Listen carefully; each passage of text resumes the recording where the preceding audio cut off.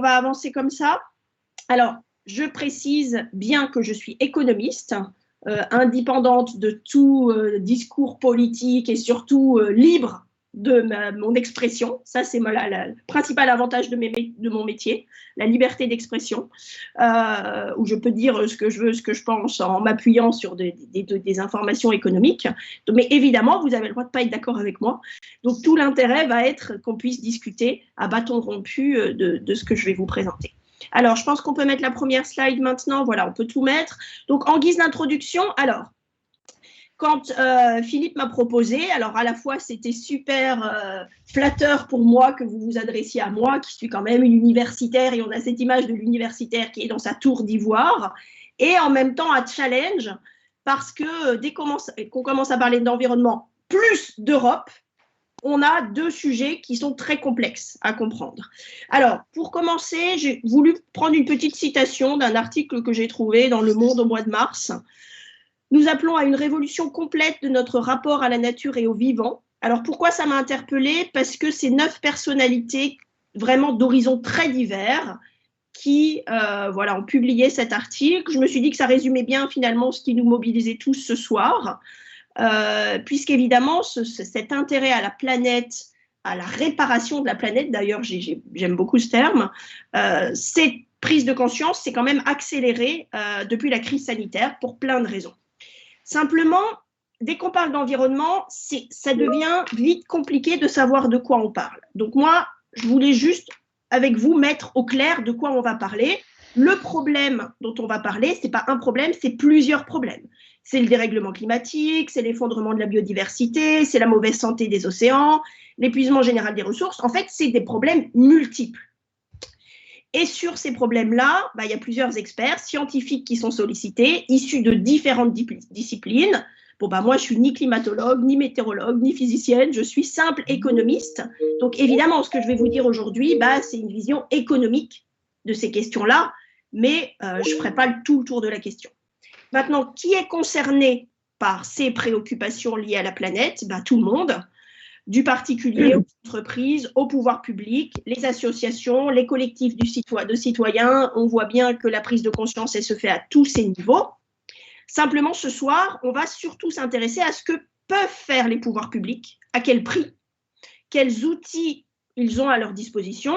Est-ce que finalement la crise sanitaire et l'énorme plan de relance qu'on a réussi à lever au niveau européen va aider ou pas? Et est-ce que finalement, c'est vous et moi qui allons payer à la fin ou pas? Bon, c'est quand même très ambitieux, tout ce que je vous propose.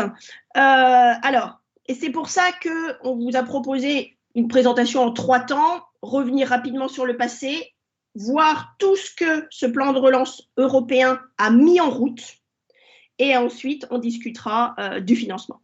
Alors, ça, c'était vraiment pour se mettre un petit peu dans le bain. Alors, j'ai aucun mérite à faire ce tableau puisque j'ai demandé à mes étudiants de produire. On a travaillé tout le semestre sur ces sujets-là. Donc, le tableau que vous voyez ici, c'est issu d'un travail que j'ai demandé à mes étudiants pour leur dire, faites-moi donc un état des lieux d'un point de vue politique.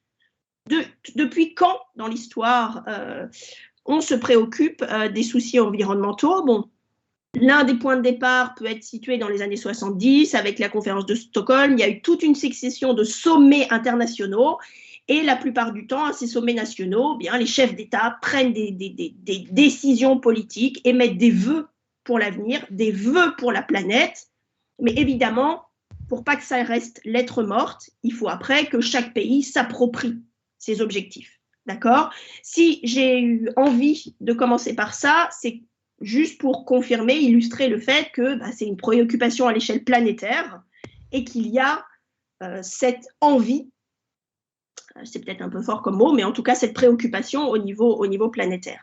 Alors maintenant, on va réduire un petit peu le périmètre géographique. Maintenant, au niveau de l'Union européenne, je crois qu'il y a un clic supplémentaire et ce sera bon. Voilà. Au niveau européen, finalement, depuis quand on se préoccupe sérieusement des problématiques environnementales? Alors, quand on regarde un petit peu ce qu'ont fait les politiques européennes ces 10, 20, 30 dernières années, c'est à partir de ce qu'on appelle la stratégie Europe 2020, donc qui a démarré en 2010, qu'on commence à voir explicitement des choses concrètes en termes de réduction de gaz à effet de serre, en termes d'augmentation de la part des énergies renouvelables, en termes d'accroissement de l'efficacité énergétique, mais voilà. Bon, entre nous, tout ça, ça reste quand même des vœux pieux. D'accord? La question, c'est quels moyens on met derrière. Alors, ça, c'était le passé. Bon, voilà, donc c'est un peu pour planter le décor. Alors, je vous ai fait un petit schéma. Alors, je suis désolée, c'est pas très bien écrit. Alors, je suis gauchère. Je sais pas si ça m'excuse ou pas. Mais comme, voilà, je l'ai fait moi-même. La question, c'est finalement maintenant. Maintenant, c'est à partir de 2021. Qu'est-ce qui va se passer? On nous parle depuis longtemps du pacte vert. Ça fait depuis déjà 2020, on nous parle du plan de relance européen. On a l'impression que ça fait 2 ans qu'on nous en parle et qu'il ne se passe rien. Schématiquement, il y a 2 gros leviers d'action à destination de l'environnement qui sont actuellement en train de se mettre en œuvre. Il y a ce qu'on appelle le pacte vert pour l'Europe, qu'on appelle le Green Deal, dont je vais vous parler tout à l'heure, pour que vous compreniez un petit peu comment ça marche et à qui ça va servir et où va aller tout cet argent. Et puis, il y a ce fameux plan de relance européen. Il faut quand même souligner que c'est une première dans l'histoire européenne, cette capacité à lever un emprunt de 750 milliards d'euros qui va servir aux 27 États membres. Donc, ça n'est jamais arrivé. Jamais on est arrivé jusque-là. Au moment de la crise financière, on a réussi à aider financièrement les pays qui étaient en difficulté, mais pas avec des outils financiers de cette ampleur-là. Ça doit couvrir la période 2021-2027. Et si je vous ai fait ce schéma-là, c'est pour bien comprendre que ce plan de relance européen, il est destiné à servir aux pays, aux États. Alors, je vous ai mis l'exemple de la France. Le plan de relance français, il s'appelle France Relance. Il va coûter 100 milliards d'euros. Et sur ces 100 milliards, 40 milliards sont financés par le plan de relance européen. D'accord?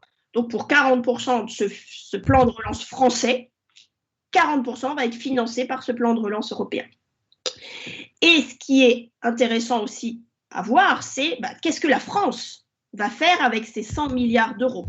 Et ce qui est vraiment important, et c'est là où on se sent plus concerné en tant que citoyen, c'est le fait que c'est les territoires qui vont récupérer cet argent à travers des plans de relance régionaux. Et je vous présenterai le cas du plan de relance de la région Grand Est, qui s'appelle le Business Act. D'accord? Alors, avant d'entrer du coup dans les détails, je voulais quand même préciser, et c'est pour ça que c'est long, c'est pour ça que ça a mis du temps à démarrer, c'est pour ça que on n'a pas encore concrètement l'argent, c'est que les pays de l'Union européenne n'allaient pas bénéficier comme ça de ces 750 milliards d'euros sans condition. D'accord? Il y a des conditions à respecter. Les 4 conditions, je vous les ai mises en rose à gauche. Et vous allez voir que ça rejoint très vite ce qui est notre préoccupation ce soir, c'est-à-dire la planète, l'environnement, puisque dans les conditions à respecter pour qu'un pays puisse bénéficier du plan de relance européen, de cet emprunt européen, il fallait que 37% de son plan de relance soit destiné à l'environnement, d'une façon ou d'une autre. Donc, les 27 pays de l'Union européenne qui vont bénéficier du plan de relance, ils consacrent tous au moins 37% de leur plan de relance à l'environnement. Donc, vous voyez que ça injecte dans l'économie des masses financières qui vont être importantes. 20% la digitalisation, la numérisation, mais 3e condition, les pays doivent quand même surveiller leurs finances publiques, c'est ce que j'appelle suivre les recommandations de la Commission européenne, et surtout aussi, c'est ça qui fait notamment que des pays comme la Hongrie ont un peu cherché à bloquer, la Hongrie et la Pologne, il faut respecter l'état de droit. Donc en fait, pour que les pays de l'Union européenne bénéficient du plan de relance européen, ils devaient d'abord respecter ces 4 conditions. Donc ce qu'on a entendu dans les médias là, ces dernières semaines, c'est voilà, la France a remonté son plan de relance, c'est bon, elle a eu le feu vert. Donc il fallait que tous les pays aient montré patte blanche pour accéder à ces financements-là. Et à partir de ce moment-là, l'emprunt pouvait être levé. Donc ça, c'est un peu le décor. Donc vous voyez que finalement, ce plan de relance, il va apporter des financements à des politiques en faveur de l'environnement et de la planète. Alors, Après, j'ai prévu d'entrer un petit peu dans le détail. Je ne sais pas si à ce stade, déjà, vous avez des remarques ou... Voilà. Moi, ce que je vous propose par la suite, c'est qu'on peut... je vous présente un petit peu ce qu'est le pacte vert. On va parler des plans de relance et surtout comment ces plans de relance vont se décliner sur les territoires. Il va y avoir de l'argent pour les associations, pour les entreprises, pour les actions citoyennes. Voilà. Donc, je regarde juste s'il y a des commentaires ou s'il y a des remarques. N'hésitez pas à prendre la parole. Donc, il y a une remarque sur l'enregistrement de la conférence. Oui, la conférence sera enregistrée. Je pense que Philippe et Michel, vous pouvez confirmer. Et pourra être revue à loisir. Et du coup, Jean-Philippe, alors, le rôle de la collectivité européenne d'Alsace dans tout ça, alors, c'est tellement des montages compliqués entre collectivités et probablement le Business Act abondera aussi le programme de la collectivité européenne d'Alsace. Probablement. Ouais. Ça répond à ta question, à ta remarque, Jean-Philippe? Ouais. Oui, disons que mon interrogation, c'est qu'il y a quand même beaucoup de couches finalement administratives qui finissent par marcher sur les pieds.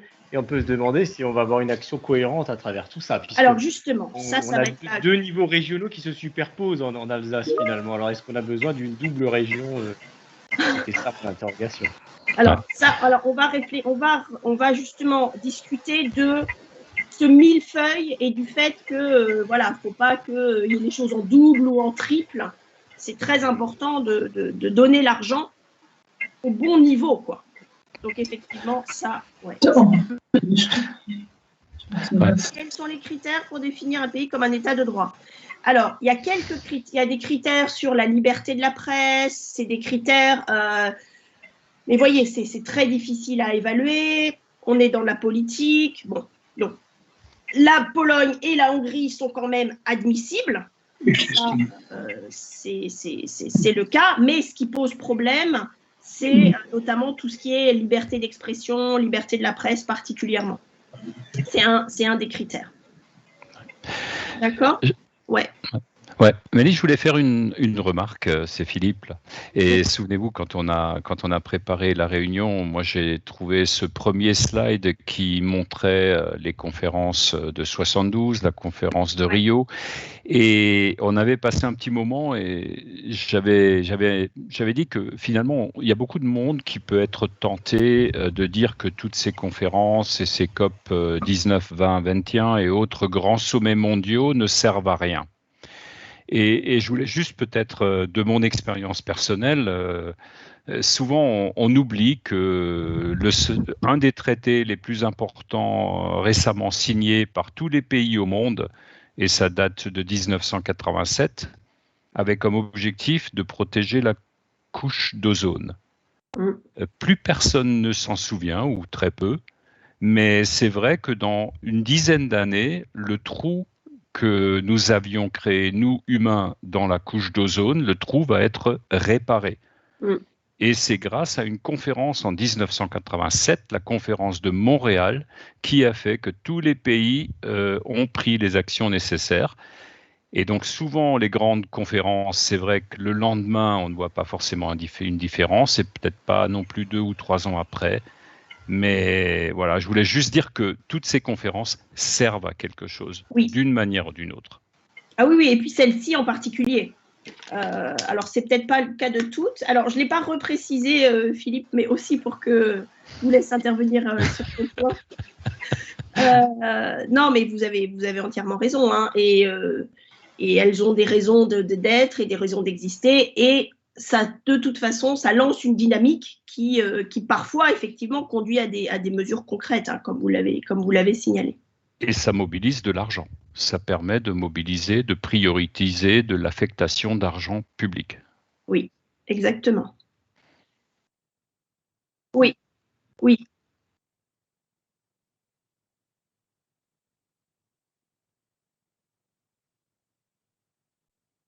Oui.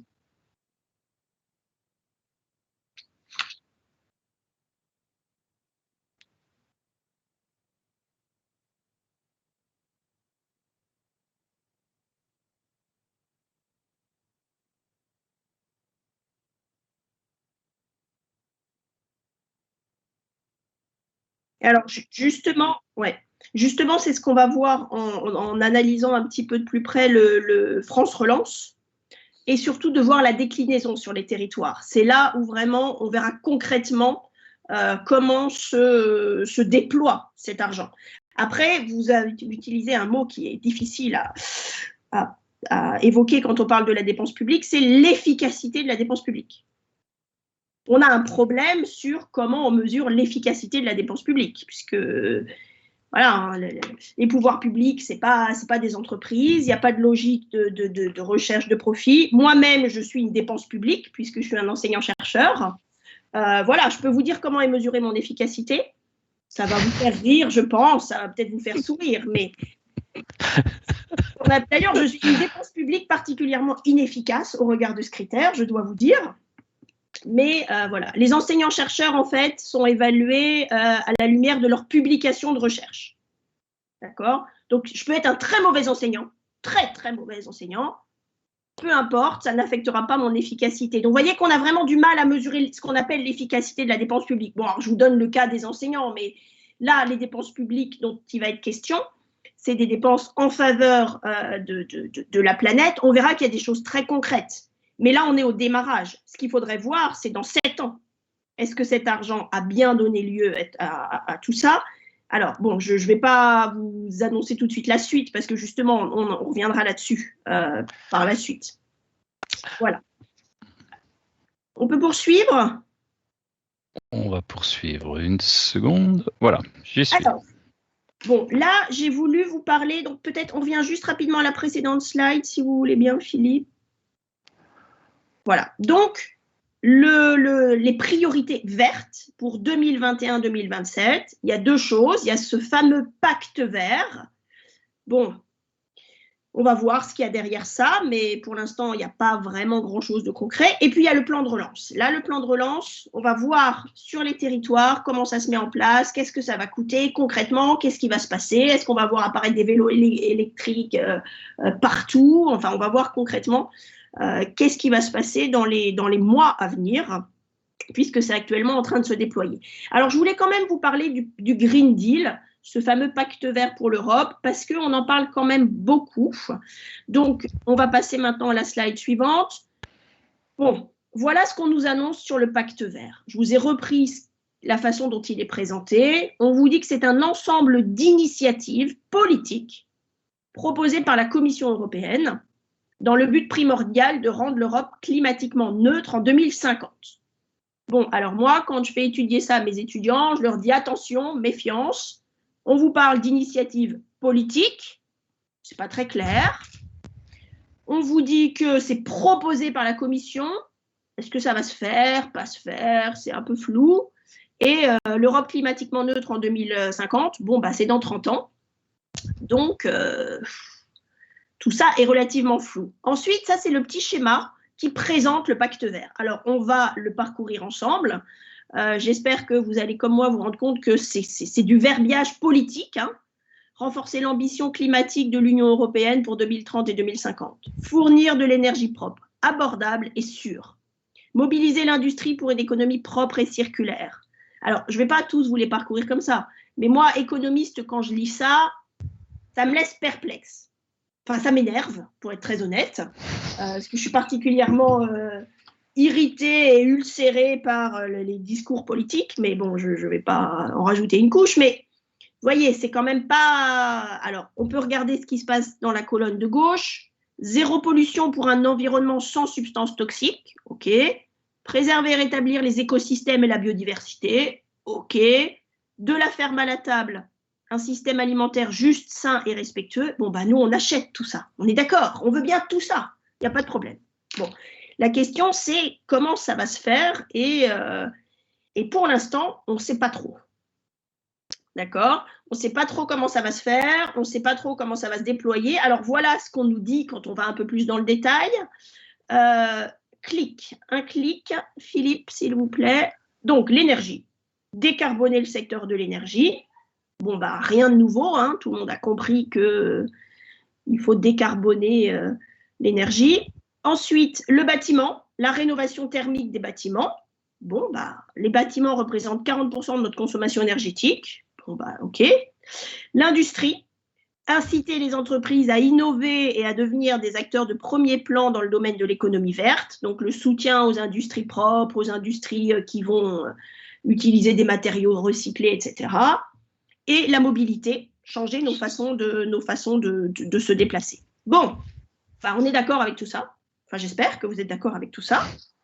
La vraie question, c'est mais comment ça va se déployer? Donc, juste pour terminer sur le pacte vert, voilà. Donc, pour l'instant, on en est là. Quand vous allez chercher des informations, alors même moi qui suis experte des questions européennes, je n'ai pas trouvé plus détaillé. Alors effectivement, comme le signale Catherine, les agriculteurs bio ne toucheront plus de subventions. Alors, ce qui est sûr, c'est que la PAC, c'est verdi. C'est-à-dire que maintenant, il y a des critères plus stricts et l'encouragement aussi à l'agriculture biologique. Donc ça, c'est un des aspects. Mais il n'y a pas que ça, quoi. Mais vous voyez que pour l'instant, ça reste assez éloigné de, concrètement, qu'est-ce qui va se passer. Donc ça, c'est le pacte vert. Je vous en parle parce qu'il y a beaucoup de battage médiatique là-dessus. On va vous en parler à toutes les sauces. Voilà. Pour l'instant, ce n'est pas très concret. En revanche, ce qui est beaucoup plus concret, et ça nous concerne vraiment, c'est ce fameux plan de relance. Donc en France, depuis 2020, on nous parle du plan de relance. On sait que l'économie française a été maintenue sous perfusion tout 2020 grâce au chômage partiel. Enfin, on sait que le soutien public, alors on peut critiquer maintenant, mais le soutien public a quand même permis alors nous, on dit amortir, mais de faire en sorte que les effets dommageables de la crise soient un peu atténués, quoi. Maintenant, la question, donc ça, c'était vraiment le maintien sous perfusion d'économie. Maintenant, la question, c'est comment on relance tout ça, comment on réinjecte, comment on soutient l'activité économique. Et donc, ça, c'est le fameux plan français, France Relance, donc qui vaut les 100 milliards d'euros. Vous avez le montant total en bas. 30 milliards consacrés à la transition écologique explicitement, transport, rénovation des bâtiments, technologie verte, transition agroécologique. Et donc, vous voyez que, en fait, dans les deux autres postes, compétitivité, innovation, cohésion et territoire, il y a aussi un peu de dépenses vertes. Et donc, on arrive au fameux 37%. Donc ça, c'est le plan français. Bon, mais là, vous êtes comme moi, vous restez perplexe, vous dites, OK, ça, c'est de la propagande politique. Mais concrètement, qu'est-ce qui va se passer? Alors, voilà, donc ça, c'est pour la partie transition écologique. Alors, ce qu'on a fait ces derniers mois avec mes étudiants, on a été voir comment les territoires, en particulier les régions, allaient profiter de ce plan de relance. Parce que ce plan de relance, il sert prioritairement à financer les territoires. Alors ça, c'est plutôt une bonne idée. Parce que les territoires sont tous différents. Appliquer la même recette à chaque territoire, c'est vraiment pas une bonne idée. Voilà, hier encore, j'encadrais une étudiante, j'étais en visite de stage avec une étudiante qui est dans la Drôme et l'Ardèche. Les préoccupations de la Drôme et l'Ardèche, c'est pas les mêmes que nous.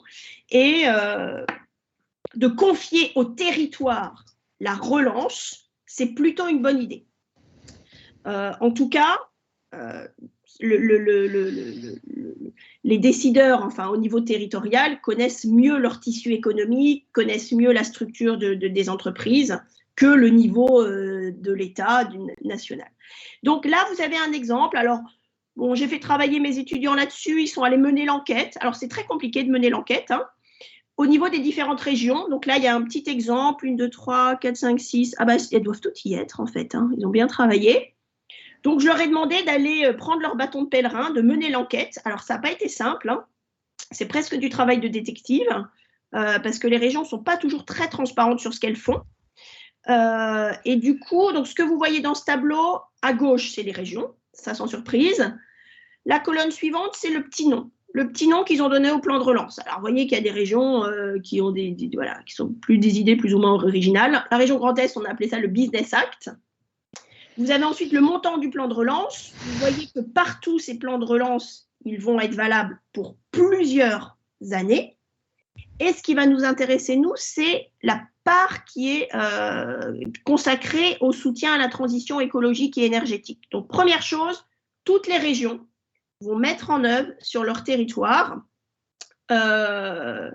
du soutien à la transition écologique et énergétique avec des montants très divers. Et ce qu'on a essayé de faire, parce que vous savez que nous les économistes, on n'aime pas les chiffres bruts comme ça, les millions d'euros, parce que ça ne veut rien dire. Ce qu'on a fait, la dernière colonne, c'est qu'on a regardé quelle part ça représentait du plan de relance. Donc, par exemple, la région Auvergne-Rhône-Alpes, les dépenses pour la transition écologique et énergétique, c'est un quart de leur plan de relance. D'accord? C'est un quart de leur plan de relance. On voit que l'Occitanie, c'est 73%, donc c'est 2 tiers. Et donc, Provence-Alpes-Côte d'Azur, ce n'est que 10%. Donc, vous voyez que d'une région à l'autre, finalement, elles ne vont pas déployer les mêmes moyens en faveur du soutien à la transition écologique et énergétique. Donc, sur les territoires, il va se passer des choses différentes. Alors, pour répondre alors, il y avait une question. Pour répondre à Martine, alors, pourquoi c'est pas renseigné pour Grand Est? Alors, justement, parce que cette information-là, elle n'est pas dite. Sur les 7,5 milliards du plan de relance Grand Est, il n'y a aucune… Alors, on sait ce qu'ils veulent faire en faveur du soutien à la transition écologique et énergétique, mais on n'a pas le montant. D'accord? Donc, je vais tout à l'heure vous faire la liste de ce qu'ils veulent faire, la liste avec tout plein de beaux projets, mais on n'a pas le montant. Alors, il se trouve que je travaille avec… quand on est économiste, alors c'est quand même un des plus beaux métiers du monde, parce qu'en plus d'être enseignant et chercheur, on peut faire plein d'autres choses, comme travailler avec les régions, voir comment ils évaluent les choses, voir comment ça se passe de l'intérieur. Bon, j'ai aussi travaillé au service du Premier ministre, donc autant vous dire qu'il ne faut pas trop aller là-bas. C'est pas très intéressant de voir comment ces gens travaillent. En tout cas, c'est un peu déprimant. Et si en plus, je vous dis que je m'occupe de la formation en économie à l'ENA, vous allez plus m'accorder aucun crédit. Donc, on ne va pas parler trop des politiques. Mais typiquement, sur le Business Act, à l'époque où on a mené cette étude, on n'a pas du tout trouvé l'information. Bon, après, j'aurais pu essayer de passer par des moyens détournés. Mais bon, là, l'objectif de cette diapo, c'était que vous voyez que finalement, d'un territoire à l'autre, ce n'est pas les mêmes montants, ce n'est pas le même intérêt porté à la transition écologique et énergétique. Alors, ce que je voulais faire avec vous ensuite, comme voilà, on est tous dans la même région, qui est maintenant une grande région, c'était voilà, vous montrer ce que la région Grand Est annonce. Annonce, hein, j'ai dit annonce. C'est-à-dire que pour l'instant, c'est en train de se mettre en place, alors c'est long, il faut trouver comment on met en place. Enfin bon, vous imaginez que les gens qui s'occupent de ça, ils n'ont pas forcément tout le recul nécessaire et tout ça est très nouveau. Hein. Enfin, c'est des outils inhabituels. Donc là, évidemment, mon petit tableau, il est quasiment illisible parce que c'est écrit tout petit, l'étard, et vraiment, on n'a pas envie de s'intéresser à chaque ligne. Alors, ce que j'ai fait, c'est que j'ai mis des petites flèches rouges que je pense Philippe va pouvoir faire apparaître au fur et à mesure. Alors, typiquement, parmi les choses concrètes, en tout cas, moi, ça me parle, des initiatives pour récupérer les vieux ordis. D'accord? Donc, les vieux ordis, on ne sait pas quoi en faire, ça pollue, etc. Donc, ça, c'est une initiative, les vieux ordinateurs. Bon, alors, si vous avez tous un vieil ordinateur dont vous ne savez pas quoi faire, sachez que la région Grand Est va lancer un grand programme pour les récupérer, faire travailler des gens en réinsertion pour les remettre en état, etc. Bon. Donc ça, c'est une première chose. Ensuite, accompagner les particuliers et les professionnels dans le remplacement des chaudières au fioul. Ça, c'est encore quelque chose de concret. Autre initiative, encourager la mise à disposition de vélos électriques par les acteurs du tourisme. Donc, c'est pour ça qu'à mon avis, dans les mois qui viennent, vous allez voir se multiplier les vélos électriques dans toutes les villes qui attirent des touristes. Valoriser les déchets du bâtiment. Et alors, la dernière petite flèche, je l'ai mise, c'était pour soutenir les initiatives citoyennes, pour susciter l'innovation et la qualité. Donc, vous voyez que là, ça commence à devenir un petit peu plus concret. Enfin, j'espère que pour vous, ça devient un petit peu plus concret. Vous voyez, on est parti du niveau européen, du plan de relance européen, qui sert finalement à financer les pays. Et les pays font le choix, la plupart, de donner une bonne partie de cet argent au territoire. Ça, c'est quand même une bonne nouvelle, de mon point de vue. Et du coup, vous voyez que les territoires, là, la région Grand Est, elle a décidé de faire comme ça, mais la région Occitanie, probablement, elle va faire d'autres choses. Et ça donne la liberté d'initiative aux régions qui sont quand même en manque de ressources publiques. Hein. Ça, vous l'avez, j'imagine, deviné. Donc ça, c'est vraiment du côté des dépenses, qu'est-ce qu'on peut faire et qu'est-ce qui va se faire, parce que tout ça va se faire, hein, c'est voté, le grand emprunt, il est en train d'être levé. Toutes les difficultés qu'on a pu imaginer en amont, on les a franchies. Déjà, rien que ça, c'est exceptionnel. Hein. À 27 qu'on arrive à faire ça. C'est pas arrivé très souvent. Donc, on en est là. Donc ça, c'est qu'est-ce qu'on va faire avec tout cet argent? Et vraiment, alors vous allez me dire, oui, on est au mois de juin, on n'a encore rien vu. Et vous aurez raison. Mais il faut, voilà, ça va se faire dans les mois qui viennent, à la rentrée. En tout cas, tout ça est vraiment dans les rails. Voilà. Donc ça, c'était le deuxième volet sur qu'est-ce qui va se passer concrètement. Alors, vous voyez que ça va un peu dans tous les sens, hein, ces initiatives. Alors, on peut trouver ça bien, mal, pas assez. Bon, ça existe, ça a le mérite d'exister. Ça n'a jamais été avec ce degré d'ambition. Ça, c'est sûr. Voilà. Maintenant, on n'est qu'au démarrage. Si vous commencez à m'interroger sur le résultat, est-ce qu'on va arriver à la fin et est-ce qu'on pourra mesurer que cet argent public a bien été… peut-être que j'anticipe vos questions du coup, mais là, vous voyez, j'assure mes arrières. Peut-être que…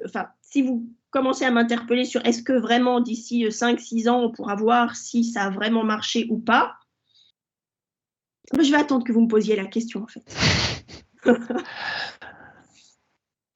Alors, est-ce qu'il y a des questions? Ouais, des questions, des critiques, des points de désaccord, d'incompréhension. Ouais, Monsieur Fischer. Ouais, il faut mettre le son. Il va y arriver. Ça doit être bon. Voilà. Donc, il y a l'an dernier, ou 2 ans maintenant déjà, enfin l'an dernier, on a remplacé déjà notre chaudière mazout avec une pompe à chaleur. Et donc, on a eu des aides, 3 500 € de ES et puis des impôts, le RIS, des impôts. Donc, voilà. Donc, qu'on va toucher encore maintenant, ce serait normalement entre 3 000 et 4 000 € sur une facture de 13 000 €, quoi. Donc 14 000, oui. Donc voilà, mais ces dispositions existent déjà. Oui, ça existe déjà, oui, ça existe déjà, mais simplement c'est pour les renforcer. C'est pas si simple que ça d'y avoir accès. Hein. Enfin, il y a aussi des structures qui arnaquent les gens, qui les appellent en leur faisant croire qu'ils vont avoir droit à des crédits d'impôt. Moi-même, j'ai été appelée par ce genre de société. Donc là, c'est aussi pour accompagner les ménages, pour faire en sorte qu'il y en ait plus qui demandent ce genre de dispositif. Mais effectivement, c'est un dispositif qui existe déjà, mais on voit que tout le monde ne le sait pas forcément. C'est pas si simple que ça. Il faut être bien conseillé, mais si on ne l'est pas… donc là, ce qu'il y a dans le plan Grand Est, c'est renforcer l'accompagnement, l'information pour encourager le plus de ménages à profiter de cette aide qui est quand même utile et bienvenue. Donc vous une question… ça. Ouais. Oui, une question, Amélie, il me manque un peu le contrôle. Je veux dire, l'Union européenne ou l'Europe va nous prêter de l'argent à la France. Si nous consacrons 37% de la somme pour l'environnement. Après, quand on voit comment les régions répartissent, et voilà, quand je compare les 7 milliards de la région Grand Est et les 3 milliards de la région PACA, je me dis comment on va faire pour assurer, comment on contrôle tout ça? Est-ce que c'est… Voilà, l'argent coule et puis on verra bien où ça coule, ou est-ce qu'il y a vraiment des moyens de contrôle de tout ça? Il faut dire que Philippe va souvent en vacances en Corse. En question. Bon, alors, la question du suivi, c'est quand même une épineuse question. Moi, il se trouve que mon vrai sujet de recherche, c'est la discipline budgétaire, la façon dont les pays utilisent de façon sérieuse, rationnelle, l'argent public, ne gaspillent pas l'argent public, et voilà. Et ce qui marche le plus, c'est, on voit bien les pays en Europe, c'est l'autodiscipline. C'est-à-dire que quand les pays, il suffit de regarder comment les Allemands fonctionnent, comment les pays nordiques, dans les pays nordiques, pourquoi eux gèrent plutôt bien leurs finances publiques, il y a un sentiment de responsabilité envers l'argent public. Ils s'imposent à eux-mêmes le fait de dépenser sérieusement l'argent public. Alors, bon, je ne suis pas en train de dire qu'en France, ce n'est pas le cas. Hein. Ne me faites pas dire ce que je n'ai pas dit. Mais là, les moyens de contrôle dont vous parlez, alors, la Commission européenne, elle va demander qu'on lui rende des comptes, comme à chaque fois. Mais on voit bien ce qui se passe quand elle demande à des pays de rendre des comptes. Quand on a demandé à la Grèce quelle était la situation de ses finances publiques pour qu'elle entre dans la zone euro, je ne vous refais pas l'histoire, mais bon, la Grèce n'aurait jamais dû entrer dans la zone euro au début des années 2000. Elle s'est un petit peu arrangée avec sa comptabilité publique. Bon. Donc, alors la Commission européenne, elle va demander des comptes. Elle va, voilà. Probablement, l'État va demander des comptes aux régions, sauf que les régions sont indépendantes, l'indépendance des régions. Hein. Donc, elles n'aiment pas trop qu'on s'immisce dans leur compte public. Moi, j'ai le sentiment, mais alors, c'est compliqué de vous dire ça. Bon, moi, je travaille avec les gens de la région Grand Est qui, justement, travaillent. Alors, c'est assez nouveau. Hein. Ils ont, par exemple, le Business Act.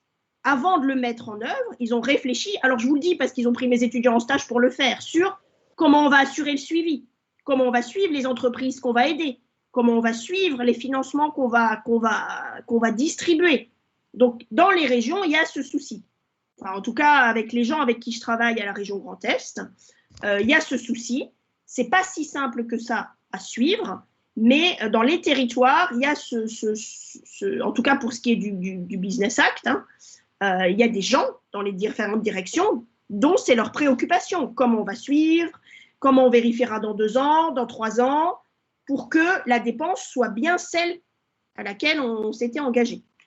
D'accord ? Donc, en tout cas, avec les gens avec lesquels je travaille à la région Grand Est, ça se passe comme ça. Et d'ailleurs, on travaille avec eux. Parce que ce n'est pas si simple que ça de suivre. Hein. C'est une chose de donner de l'argent public, mais après, il faut accompagner les entreprises, il faut… voilà. Donc, dans les territoires, il y a quand même ce souci-là. Ça se sent, mais ça se sent aussi parce que l'argent public est rare. Enfin, au niveau de la région Grand Est, la ressource publique, elle est très rare. Hein. D'ailleurs, ils s'intéressent à d'autres financements. Alors, je ne vous dis pas ça maintenant parce que c'était ma dernière diapo. Mais bon, moi j'ai ce sentiment-là, mais c'est parce que je travaille avec des gens dans les territoires et je ne peux pas vous dire si c'est vrai ou pas partout. Et voilà, et encore une fois, j'essaye de ne pas mettre du politique dans tout ça. Moi, je vous parle des gens avec qui je travaille, qui sont là, qui font les indicateurs, qui attribuent les financements, qui sont les chevilles ouvrières. D'accord ? Mais je pense que ça répond que partiellement à votre question. Ouais.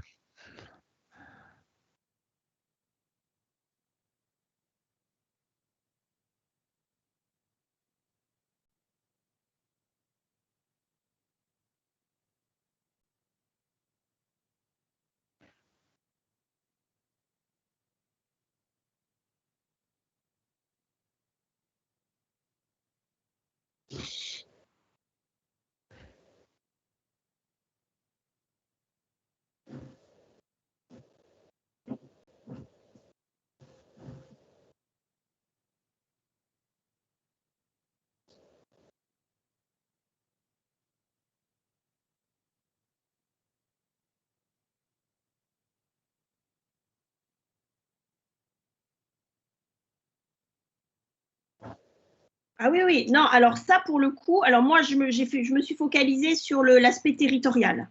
Ça, pour le coup, nos sources d'énergie et l'origine de notre énergie, ça, c'est une préoccupation qui doit être prise en charge par le niveau national. c'est plus du ressort des territoires, ça, on est d'accord. Donc moi, non, alors justement, c'est pas incohérent parce que du coup, ça n'apparaît pas dans le programme des régions, ce qui est assez normal. C'est au menu du programme de l'État, mais voilà, notre dépendance au carbone, elle est encore énorme et il y a des questions effectivement qu'on ne s'est pas encore posées, quoi. Je ne sais pas si vous avez regardé le documentaire d'Arthus Bertrand, Legacy, sur la toute-puissance du carbone dans nos vies.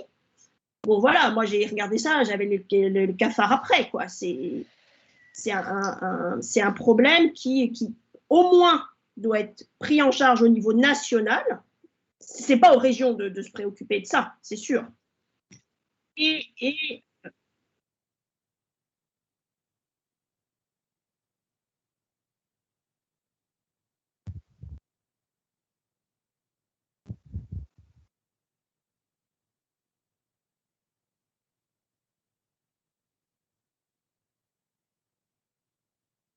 Alors, alors je vais rajouter une couche, mais qui va aller dans votre sens, d'autant plus que quand on développe les énergies renouvelables, l'éolien, le solaire, ça ne se fait pas avec comme résultat qu'on diminue le carbone, quoi. C'est en plus.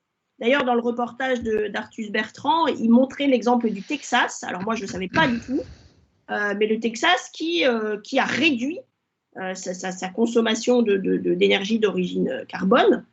Ça a diminué d'un côté et ça a augmenté de l'autre, alors que nous, ce qu'on fait, c'est qu'on rajoute, quoi. Donc effectivement, ça c'est une problématique. Donc j'espère qu'on va être en période électorale, hein, donc tout le monde va décortiquer ou va éteindre sa télé quand il va entendre des promesses politiques. Mais vous voyez bien qu'il n'y a pas beaucoup de politiques courageux qui vont sur ce terrain-là. Parce que bon, on va suivre, hein, ça, mais bon, déjà il y a les régionales là bientôt, mais ça, c'est à ce moment-là que ça doit apparaître. Si ça n'apparaît pas dans le débat public là pour 2022, là effectivement, on nous aura vendu du rêve, quoi. Je crois qu'on va prendre encore 2 questions. Il y a Martine et puis ensuite René. Martine Stiefel avait une question et ensuite on va prendre René avant de passer à la suite. Alors. Oui. Martine. Ouais. Alors Martine, elle a écrit dans le chat, mais elle peut prendre la parole aussi. Pas de micro, d'accord. Alors, y aurait-il des intérêts financiers qui dépassent la volonté politique de réduire notre dépendance au carbone? Alors, figurez-vous que je me suis posé la même question. Et du coup, comme je n'avais pas la réponse, j'ai mis un groupe d'étudiants sur le coup en leur disant, écoutez, essayez de trouver à quel point la France est dépendante financièrement des pays producteurs de pétrole. Mais dépendante financièrement dans le sens où c'est peut-être eux qui détiennent notre dette publique, c'est peut-être eux qui détiennent nos stades de foot, c'est peut-être eux qui détiennent du patrimoine immobilier en France. Enfin, à quel point on dépend financièrement de ces pays. Bon, a priori, ils ne détiennent pas de la dette publique, donc ça, c'est plutôt une bonne nouvelle. Mais évidemment, il y a des intérêts qui dépassent. Moi, je suis d'accord avec vous. Je pense que la réponse à votre question, c'est oui. Malheureusement, à ce jour, je n'ai pas trouvé encore la preuve. Donc, j'ai mis on y travaille. Moi, j'aurais aimé voir à quel point les pays producteurs de pétrole investissaient leurs capitaux chez nous. C'est-à-dire qu'on dépendait vraiment d'eux. Voilà, parce qu'à chaque fois qu'il y a un truc énorme à vendre sur Strasbourg, c'est eux qui achètent. Ou voilà, bon, c'est pas vraiment prouvé. Enfin, en tout cas, c'est très difficile de trouver l'information, mais moi, c'était ça que je cherchais. Et cette information-là, vous la trouverez pas, en fait. Mais rassurez-vous, on y pense. René, et ensuite Michael. René, il faut que tu mettes ton micro. Le micro. Le micro, René. Régulièrement. Oui, pardon, excusez-moi. Non, une remarque par rapport à la quantité d'électricité dont nous disposons pour finalement alimenter, entre autres, les pompes à chaleur. Quand on se permet de couper 1800 mégawatts de la centrale nucléaire de Fessenheim, je pense qu'il doit y avoir sur le marché, enfin sur l'approvisionnement d'électricité, assez d'électricité pour permettre ce genre de décision politique, certainement pour faire plaisir peut-être à un truc, parce que 1800 mégawatts, c'est énorme, c'est une vingtaine de centrales hydroélectriques du Rhin, quoi, au minimum, quoi. Donc voilà, donc je pense qu'il y a assez d'électricité finalement et qu'il doit y avoir un problème de surproduction d'électricité. Ça, c'est une remarque. L'autre remarque, c'était en Allemagne, je crois savoir, il y a quelques mois. Donc, en Allemagne, on a aussi fait énormément d'aides pour économiser donc l'énergie du chauffage pour les bâtiments, donc isolation des bâtiments, etc. Et il semblerait qu'on a, comme ils ont regardé par la suite la consommation d'énergie, la consommation est restée la même, sinon encore a augmenté. Et puis, j'ai entendu ça à la radio, visiblement, les gens, au lieu de se mettre à 18 degrés ou 19 degrés, comme ils avaient l'habitude de se faire, une fois qu'il y a eu isolation, ils ont augmenté finalement la consommation, enfin la température. Donc, autrement dit, il n'y a pas eu d'effet finalement environnemental. L'effet normal, c'est l'individu, enfin voilà, c'est la remarque que je dis, ça dépend de la réaction de l'individu par rapport à sa consommation propre. Hein. Donc, alors on peut faire oui, donc il faut que, en général, on soutienne tout ce qui va dans la réduction de consommation.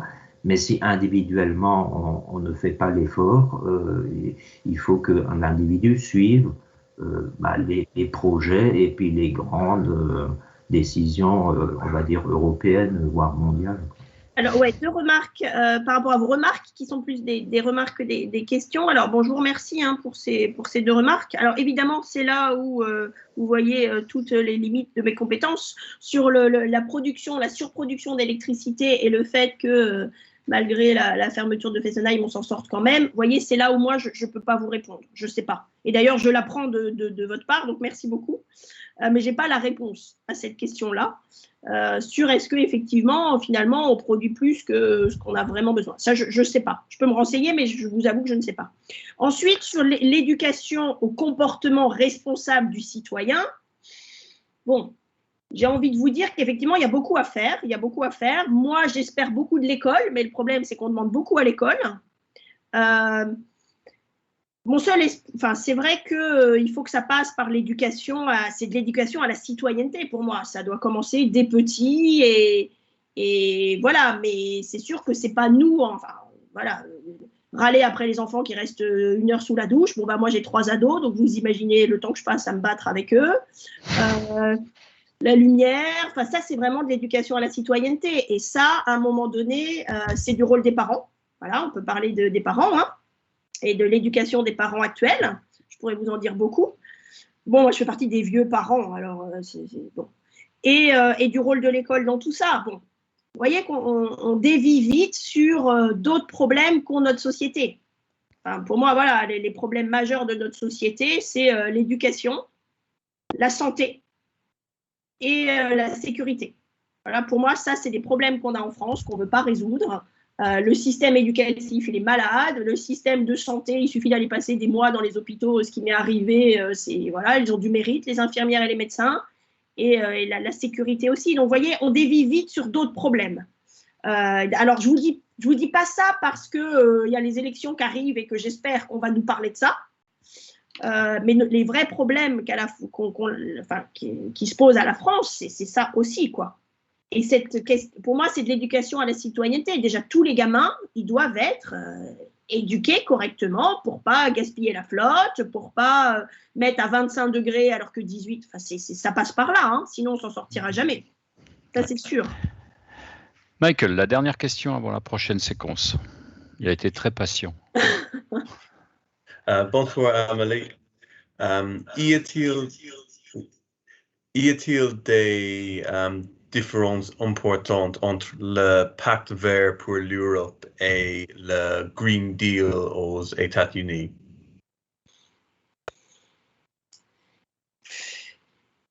Ça, c'est une question délicate.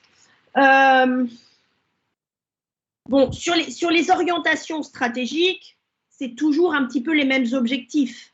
Mais évidemment, ce qui va dépendre, c'est ce qui va distinguer, c'est les montants, les moyens financiers.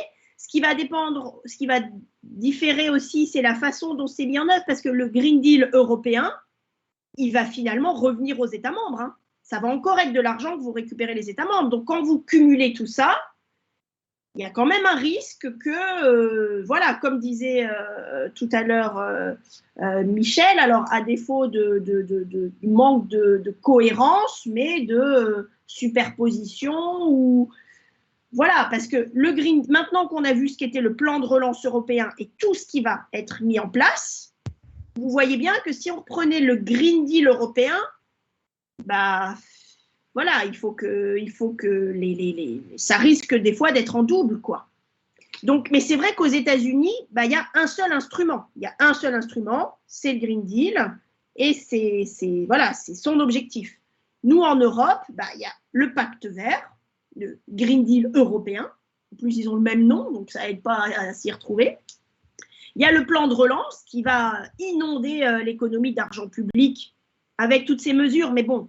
Là, c'est sûr que le plan de relance Grand Est, quand vous regardez, vous allez me dire, ouais, bah, c'est des mesurettes, c'est des petites mesures, quoi. C'est pas avec ça qu'on va perdre des degrés. Et oui, alors après, voilà, comme disait Monsieur Fischer, il faut que tout le monde s'y mette et évidemment, il faut surtout que l'industrie, parce que les gros enjeux, c'est quand même derrière l'industrie, quoi, hein, et les moyens de transport polluants aussi.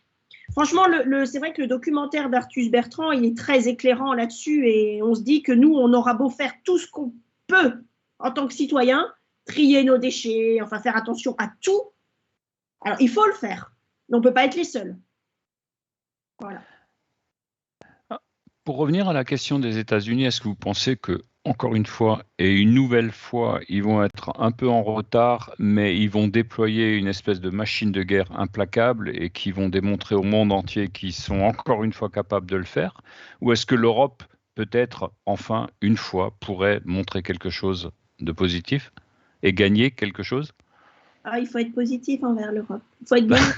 Non, alors bon, alors déjà en termes de pollueurs, les États-Unis quand même, voilà, c'est bien qu'ils fassent des choses et des choses massives parce que voilà, ils font partie des plus gros pollueurs. Après, moi c'est vrai que j'ai découvert des choses. Enfin, quand on voit le cas du Texas, on se dit mais ça peut marcher quoi. Enfin là-bas il y a de la production intensive. Enfin rien n'est fait pour protéger la planète quoi. Eux en termes de changement d'habitude. C'est encore plus radical que nous, quoi. Donc, bon, moi, je pense que les outils européens, ils peuvent fonctionner, mais on est d'accord qu'il faut aussi du courage politique sur les choix énergétiques. Ça, c'est important. Et on va parler tout à l'heure de la fiscalité, de qu'est-ce qu'on fait avec les entreprises polluantes, qu'est-ce qu'on fait avec les transports polluants. Parce que voilà, un avion, ça ne s'est pas volé autrement qu'avec du kérosène. Hein. C'est pas faire autrement. Donc, il y a plein de choses pour lesquelles, qui sont très polluantes, pour lesquelles on n'a pas les réponses, et les Américains non plus. Voilà, après, comparer, alors on a toujours envie de comparer le programme américain et le programme européen. Bon, c'est toujours un peu délicat. Bon, moi, je peux pas, je suis pas Madame Soleil, hein, j'ai pas ma boule de cristal, donc je peux pas vous dire si le programme américain sera plus efficace que le programme européen, et puis efficace par rapport à quoi. Moi, ce qui nous concerne, c'est les financements européens, ce qu'on va faire pour nous, et comment ça va prendre, quoi, comment ça va se déployer.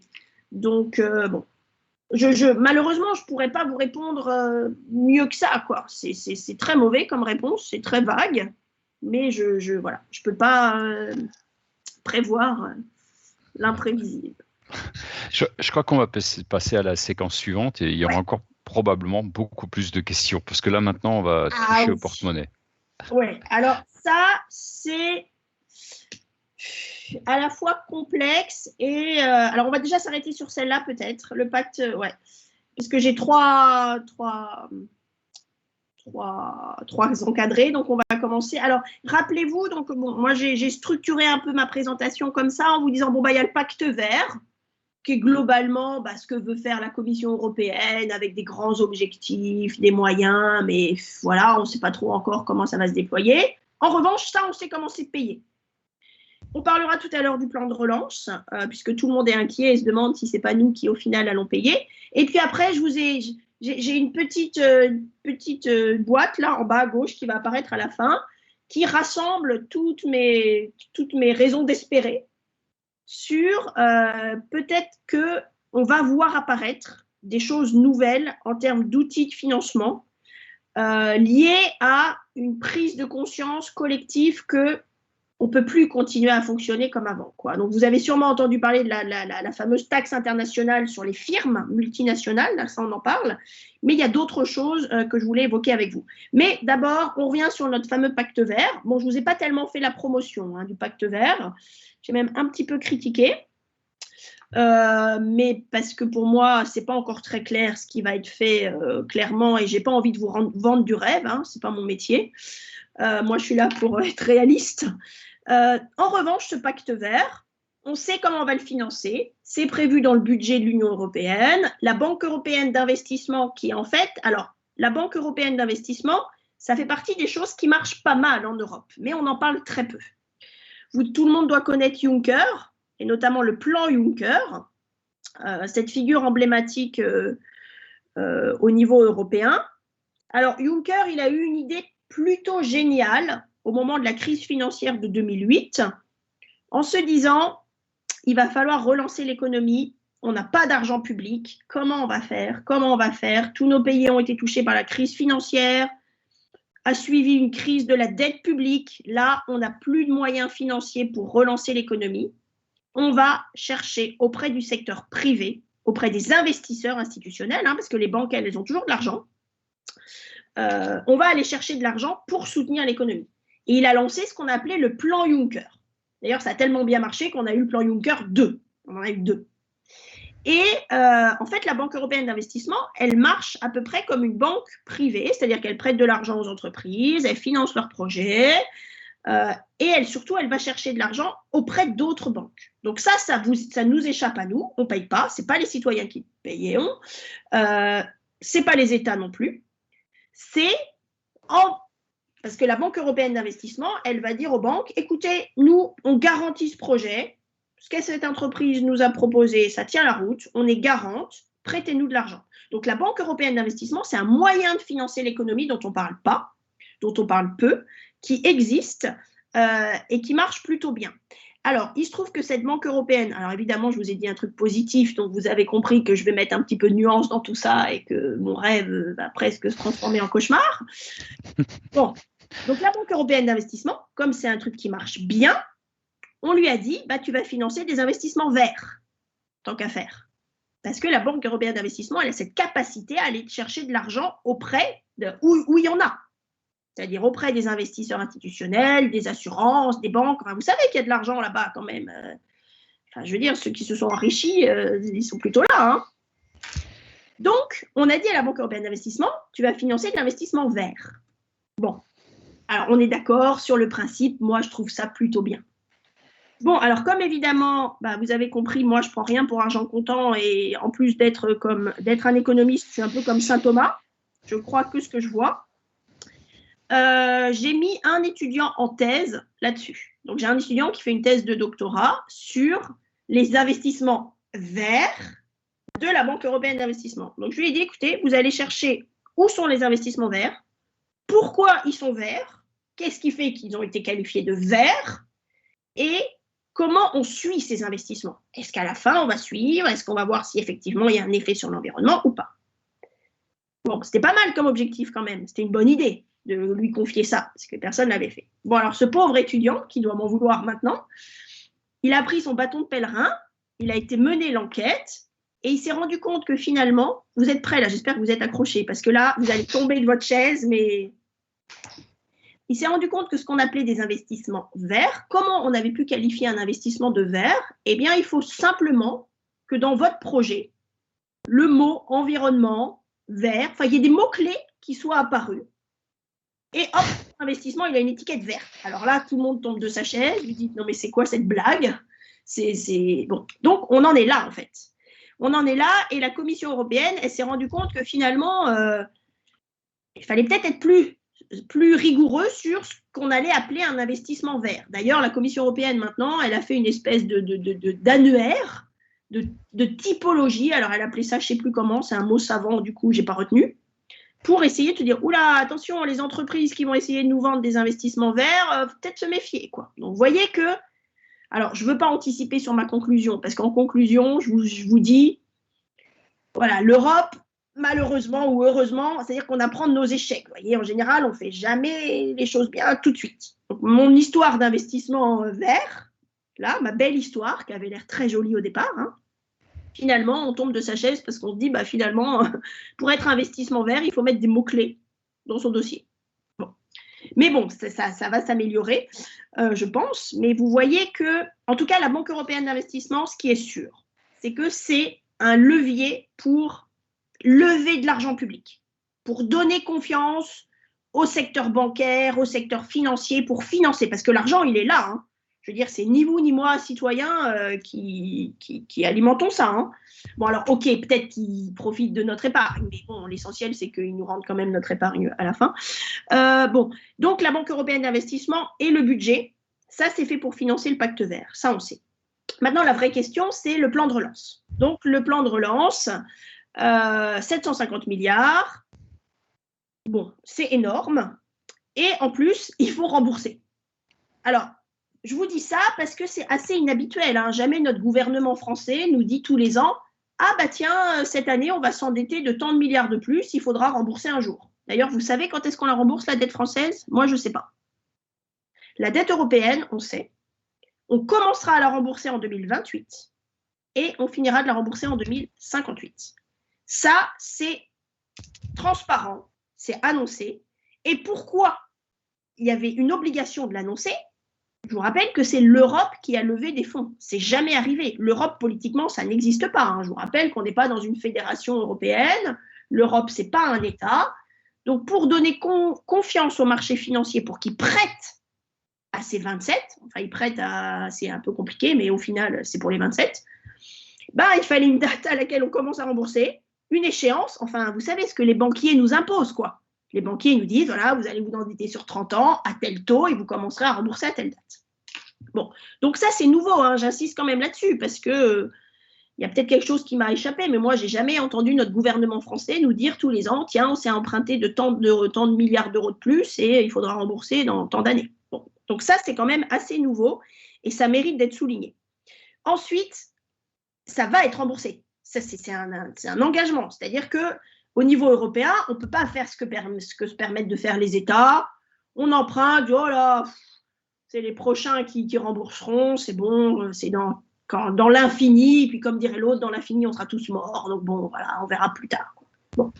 Là, il y a un plan de financement, c'est-à-dire qu'on sait quelle ressource va financer quoi. Donc, c'est ce qu'on appelle les nouvelles ressources, qu'on a appelé des ressources propres vertes. Alors, vous avez compris maintenant, quand c'est vert ou verte, je mets des guillemets, hein. Parce que c'est ce que moi j'appelle un mot valise, quoi. Tout peut être vert du jour au lendemain, sans qu'on comprenne vraiment pourquoi. Alors là, je vous ai mis un petit schéma qui n'est pas forcément très accessible. Donc, ce que vous voyez sur ce schéma, il y a 4 chiffres, 1, 2, 3, 4, c'est grosso modo comment on va financer ces 750 milliards. Alors, la première chose, et là, je pense qu'il y a une flèche rouge qui peut apparaître après un clic. Bah non. Oh si, Philippe. Non, mais si, il y a une flèche. Alors, un deuxième clic, alors. Bah, j'essaye, puis non. Ouais, j'ai mis des flèches rouges. Ah bon? Ah. Ah, mais si. Bah, il fallait plusieurs clics. Bon. Alors, donc, la première façon de financer cet emprunt, c'est... Alors, d'ailleurs, j'espère que ça va modifier vos habitudes de consommateurs. À partir du 1er janvier 2021, tous les pays payent une taxe sur les déchets plastiques non recyclés. Donc, tant qu'il y aura des sachets plastiques en France, la France paiera à l'Europe une taxe. Alors, vous allez me dire, bon, bah, c'est 8 centimes. Non, c'est 80 centimes du kilo. Bon. Alors, il faut savoir que la France, c'est le plus gros contributeur. Hein. Le pays qui utilise encore le plus de sachets plastiques, c'est nous. Donc, il faut virer les sachets plastiques ou garder le même ou je ne sais pas. Alors, vous allez me dire, ça ne va pas faire les affaires des finances publiques parce que si on n'utilise plus de sachets plastiques, la France ne va plus payer sa contribution plastique. Mais en même temps, on aura fait un geste pour la planète. En tout cas, depuis le 1er janvier 2021, la France paiera tous les ans cette contribution sur les sachets plastiques. Ça représente 1 milliard d'euros pour la France. C'est quand même énorme. Hein. Quand même. Et au total, ça doit rapporter 7 milliards. Donc sur les 7 milliards au total, il y en a 1 milliard qui est de la responsabilité de la France. C'est quand même énorme. Bon, alors évidemment, si tout le monde fait disparaître les sachets plastiques, la contribution sur les sachets plastiques non recyclés, elle tombe à 0. Ça, c'est le problème des ressources vertes. Le problème des taxes vertes, c'est si elles atteignent leur objectif de dissuader, à la fin, il n'y a plus de ressources. Hein. Ce n'est pas très pérenne comme ressource, parce que voilà, si tout le monde change son comportement, il n'y a plus de taxes sur les sachets plastiques non recyclés. En tout cas, ça existe depuis le 1er janvier 2021. On ne vous l'a jamais dit, je pense. Normalement, on ne paye pas directement. Je ne pense pas que le commerçant ait augmenté le prix de ses marchandises parce qu'il vous donne des sachets. Regardez qui sont les commerçants qui vous donnent des sachets plastiques quand même. Hein, et ne les prenez plus. Mais voilà. Donc ça, c'est une première chose. Bon, c'est quand même 7 milliards d'euros par an. Alors vous allez me dire, bon, il y en a 750 à rembourser, donc on n'est pas au bout du compte. Ensuite, l'étape numéro 2. C'est ce qu'on appelle les ajustements carbone. C'est-à-dire que vous avez sûrement entendu parler du marché du carbone à l'échelle européenne, les échanges de droits de carbone, etc. Ça n'existe pas quand on fait des échanges avec les pays hors de l'Union européenne.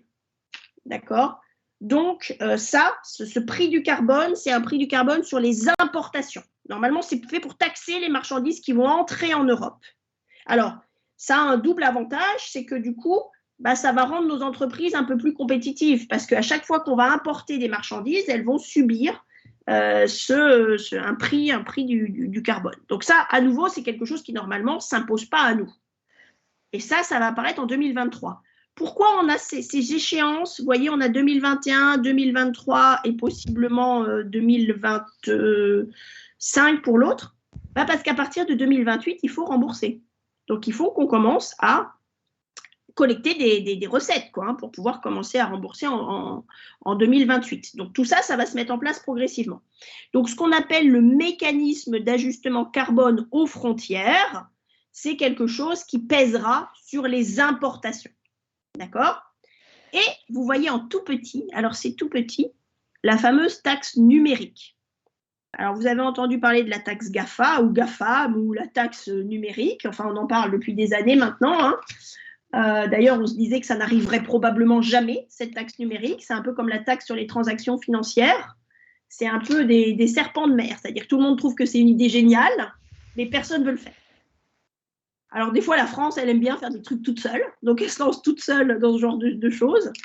Mais donc, la taxe numérique dont on parle là, c'est la fameuse taxe sur Google, Amazon, Facebook, Apple et M, c'est quoi? C'est Microsoft. Bon, alors, là, au premier abord, on se dit, mais pourquoi il faut les faire payer eux? Mais pourquoi est-ce qu'ils ne payent pas déjà des impôts? Cette taxe sur le numérique, c'est bizarre quand même, mais de quoi on parle?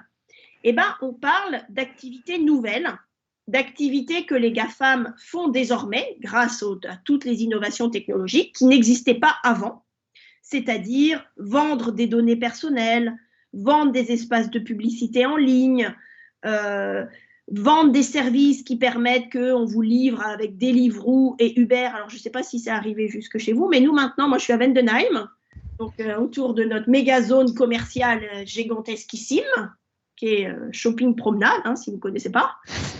Voilà, c'est proche d'un parc d'attractions, hein, donc surtout ne venez jamais le week-end. On a maintenant de la livraison à domicile, c'est-à-dire que les gens ils viennent en bicyclette nous livrer, on a Deliveroo, on a Uber, des trucs qui n'existaient qu'en ville, quoi. Et tout ça, c'est parce qu'il y a de la vente de données, donc tout ça, c'est ce qu'on appelle des services numériques qui ne sont pas soumis à l'impôt, parce que ça n'existait pas avant comme activité. D'accord? Donc, sur ces activités-là, sur le chiffre d'affaires que Google, Amazon génèrent, ils ne payent pas d'impôt pour l'instant. D'accord? Donc, ce qu'on appelle la taxe numérique, c'est pour taxer cette partie de leur activité qui, pour l'instant, échappe à l'impôt. Mais la vraie question, c'est est-ce qu'il faut que chaque pays le fasse séparément? Est-ce qu'il faut le faire au niveau de l'Europe? Est-ce qu'il faut le faire au niveau mondial? Depuis que Joe Biden voilà, dirige les États-Unis. On a l'impression que ça va devenir un projet mondial. Mais du coup, ça ralentit un peu le processus pour que ça se mette en place en Europe. Hein. Nous, c'est 2023 que ça doit exister. Mais vous voyez, ça, c'est en cours. Ça a été lancé déjà en Europe en 2019, et puis c'est tombé à l'eau parce que l'Irlande était contre, parce que les géants américains étaient contre. Et les géants américains, ils ont dit une chose qui va vous faire froid dans le dos, si vous utilisez tout ça. Ils ont dit, Amazon a dit, bon, bah, vous êtes gentils, mais bon, au final, on répercutera sur le consommateur, quoi. Donc, du coup, en 2019, ça a été abandonné en Europe. Trop de résistance. Après, ça a été... Donc, maintenant, c'est au niveau mondial, mais vous voyez bien que c'est un peu la patate chaude qu'on se balance. Moi, honnêtement, je me dis que ça n'a de sens qu'au niveau mondial, si on veut y arriver, et que les ressources viennent alimenter le remboursement de l'emprunt, mais vous voyez que ça va être long, quoi, quand même. Hein. C'est pas... On ne va pas y arriver du jour au lendemain. Et surtout, il faudra s'assurer que ça ne retombe pas sur le consommateur final, c'est-à-dire sur nous. Bon, donc ça, c'est la deuxième piste. Bon, vous voyez, j'ai un peu nuancé mon tableau, mais il y a quand même de l'espoir derrière ça.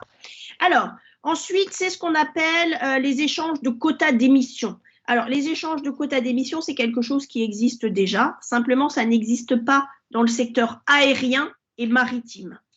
Donc ça, à nouveau, bon, ça va se faire, hein, puisque c'est vraiment au niveau européen. Ça consiste à étendre le marché européen du carbone au secteur aérien et maritime. Donc ça devrait se faire sans trop de résistance puisque les États membres ont donné leur accord. Et donc ça doit générer 10 milliards d'euros par an. Bon, alors ensuite, vous voyez qu'il y a une formulation magnifique à lire qui est, alors c'est peut-être petit, hein, parce que moi sur mon écran déjà c'est petit, en plus je commence à rien y voir. L'introduction de nouvelles ressources propres. Alors, vous voyez, ça, c'est la boîte à idées. On met là-dedans tout ce qui pourrait être envisagé et vous voyez apparaître en tout petit une taxe sur les transactions financières, par exemple. Alors, ça, c'est un exemple. Il y a aussi une autre piste qui, à mon avis, au niveau européen, est assez certaine, c'est harmoniser l'impôt sur les sociétés. Alors, ce n'est pas indiqué ici. Alors, la taxe sur la transaction financière, c'est quoi? Alors ça, dans la série des serpents de mer ou des choses qu'on n'arrive pas à faire depuis des années, la taxe sur les transactions financières, on l'appelle, alors je vais vous raconter une histoire là, on l'appelle la taxe Robin des Bois. Pourquoi la taxe Robin des Bois? Parce qu'elle est là un peu pour, bon, voilà, Robin des Bois, justicier, pour...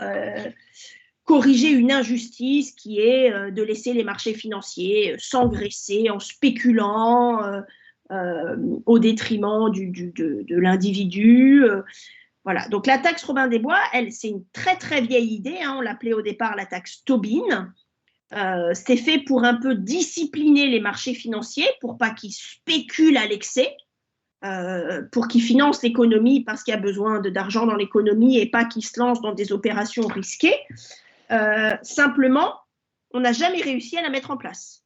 En Europe, on l'a lancée en 2011. Et alors, à l'époque, c'était Sarkozy, je crois, 2011. C'est possible, ça?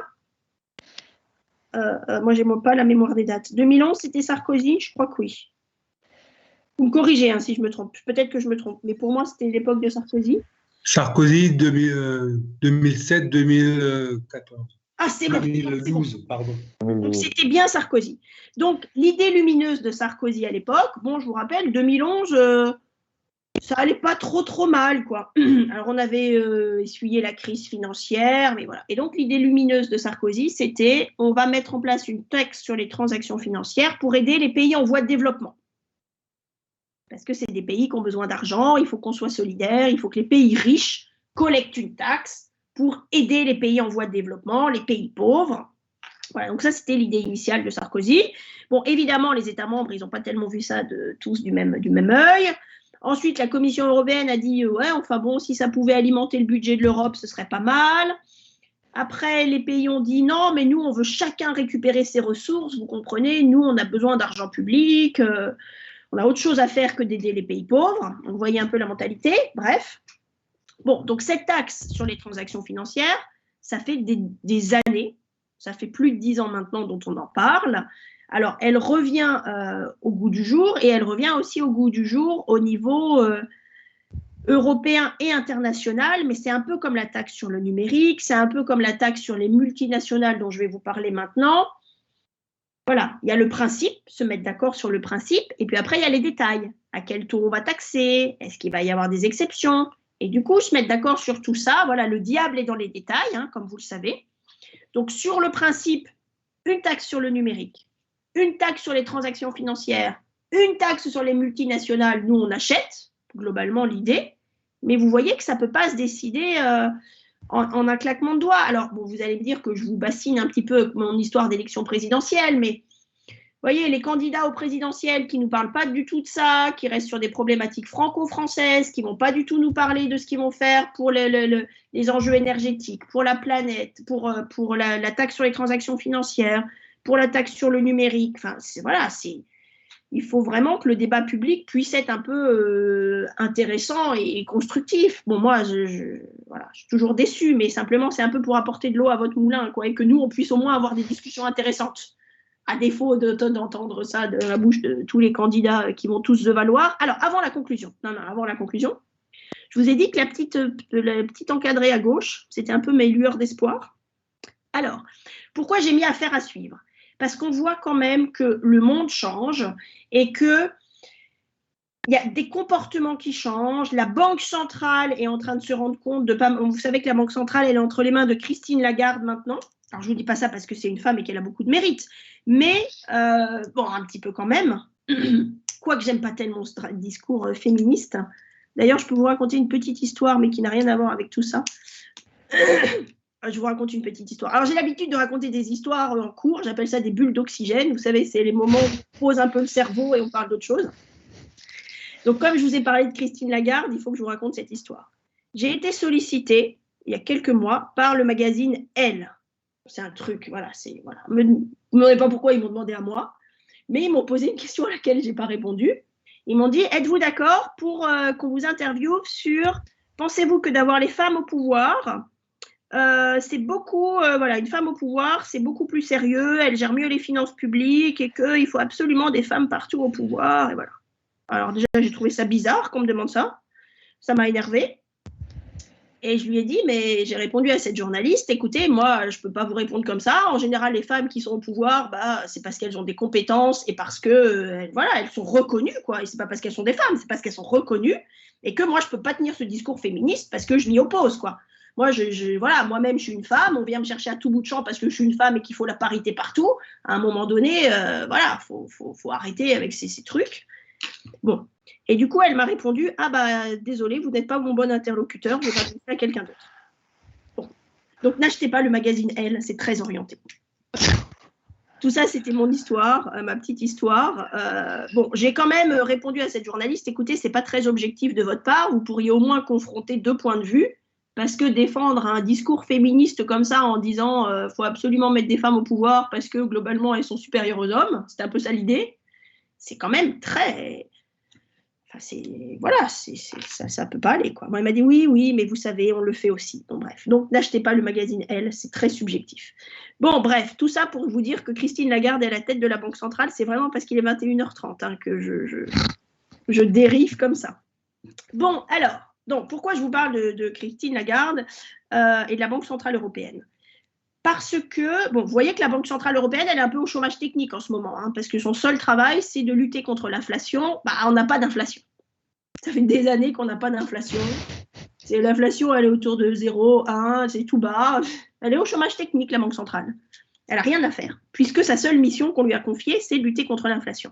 Alors, il y avait Mario Draghi avant, qui a été assez malin, parce que vous savez que la Banque centrale européenne, elle est construite sur les statuts de la Bundesbank. Donc la Bundesbank, c'est comme ça, quoi. On lutte contre l'inflation et c'est tout. On ne fait rien d'autre. Bon. Alors Draghi, lui, il a un peu contourné. Et il a réussi quand même à faire ce qu'on appelait le quantitative easing, à racheter un peu de la dette publique. Bon, il s'est un peu arrangé avec les statuts, mais bon, je pense que les Allemands ont grincé des dents. Mais ça a quand même permis à l'économie ça a aidé un peu l'économie. Et donc là, Christine Lagarde, elle commence à annoncer publiquement et officiellement que c'est du ressort de la Banque centrale de financer le changement climatique. C'est-à-dire qu'on peut considérer que, alors c'est la Banque centrale européenne, mais aussi la Banque centrale américaine, on pourrait imaginer que la Banque centrale, ce soit son rôle. D'ailleurs, quand vous allez sur le site de la Banque centrale européenne, elle le dit, elle l'annonce. Le fameux étudiant là, que j'ai mis à travailler sur les investissements verts, qui a frôlé la dépression parce que finalement, ils n'étaient pas vraiment verts, il va se mettre sur le sujet du financement monétaire du changement climatique. Voilà, du point de vue de la banque. Et ça, pour le coup, ça ne nous concerne pas. D'accord ? Enfin, en tout cas, ce n'est pas nous qui allons payer. Hein. Bon, et alors il y a une autre piste. Alors, une autre piste, je veux le partager avec vous parce que moi j'ai découvert et je ne connaissais pas ça. Je vous ai dit tout à l'heure que les régions, elles ont beaucoup moins d'argent public, hein, vous l'avez compris, et elles doivent faire de plus en plus, puisque l'État lui demande de plus en plus. Et en fait, les régions se tournent vers ce qu'on appelle des financeurs alternatifs. Parce qu'il faut aller chercher l'argent où il y en a. Bah, y a de l'argent dans les fondations, il y a de l'argent, voilà, il y a quand même de l'épargne, hein, le livret A, enfin, le taux d'épargne des ménages est quand même particulièrement élevé, il y a des clubs d'investisseurs, il y a ce qu'on appelle l'épargne solidaire, vous avez tous été sollicités par vos banques pour placer sur des trucs solidaires à la Maïf, je sais pas quoi, enfin, il y a quand même des financeurs qu'on appelle alternatifs, il y a des endroits où il y a de l'argent.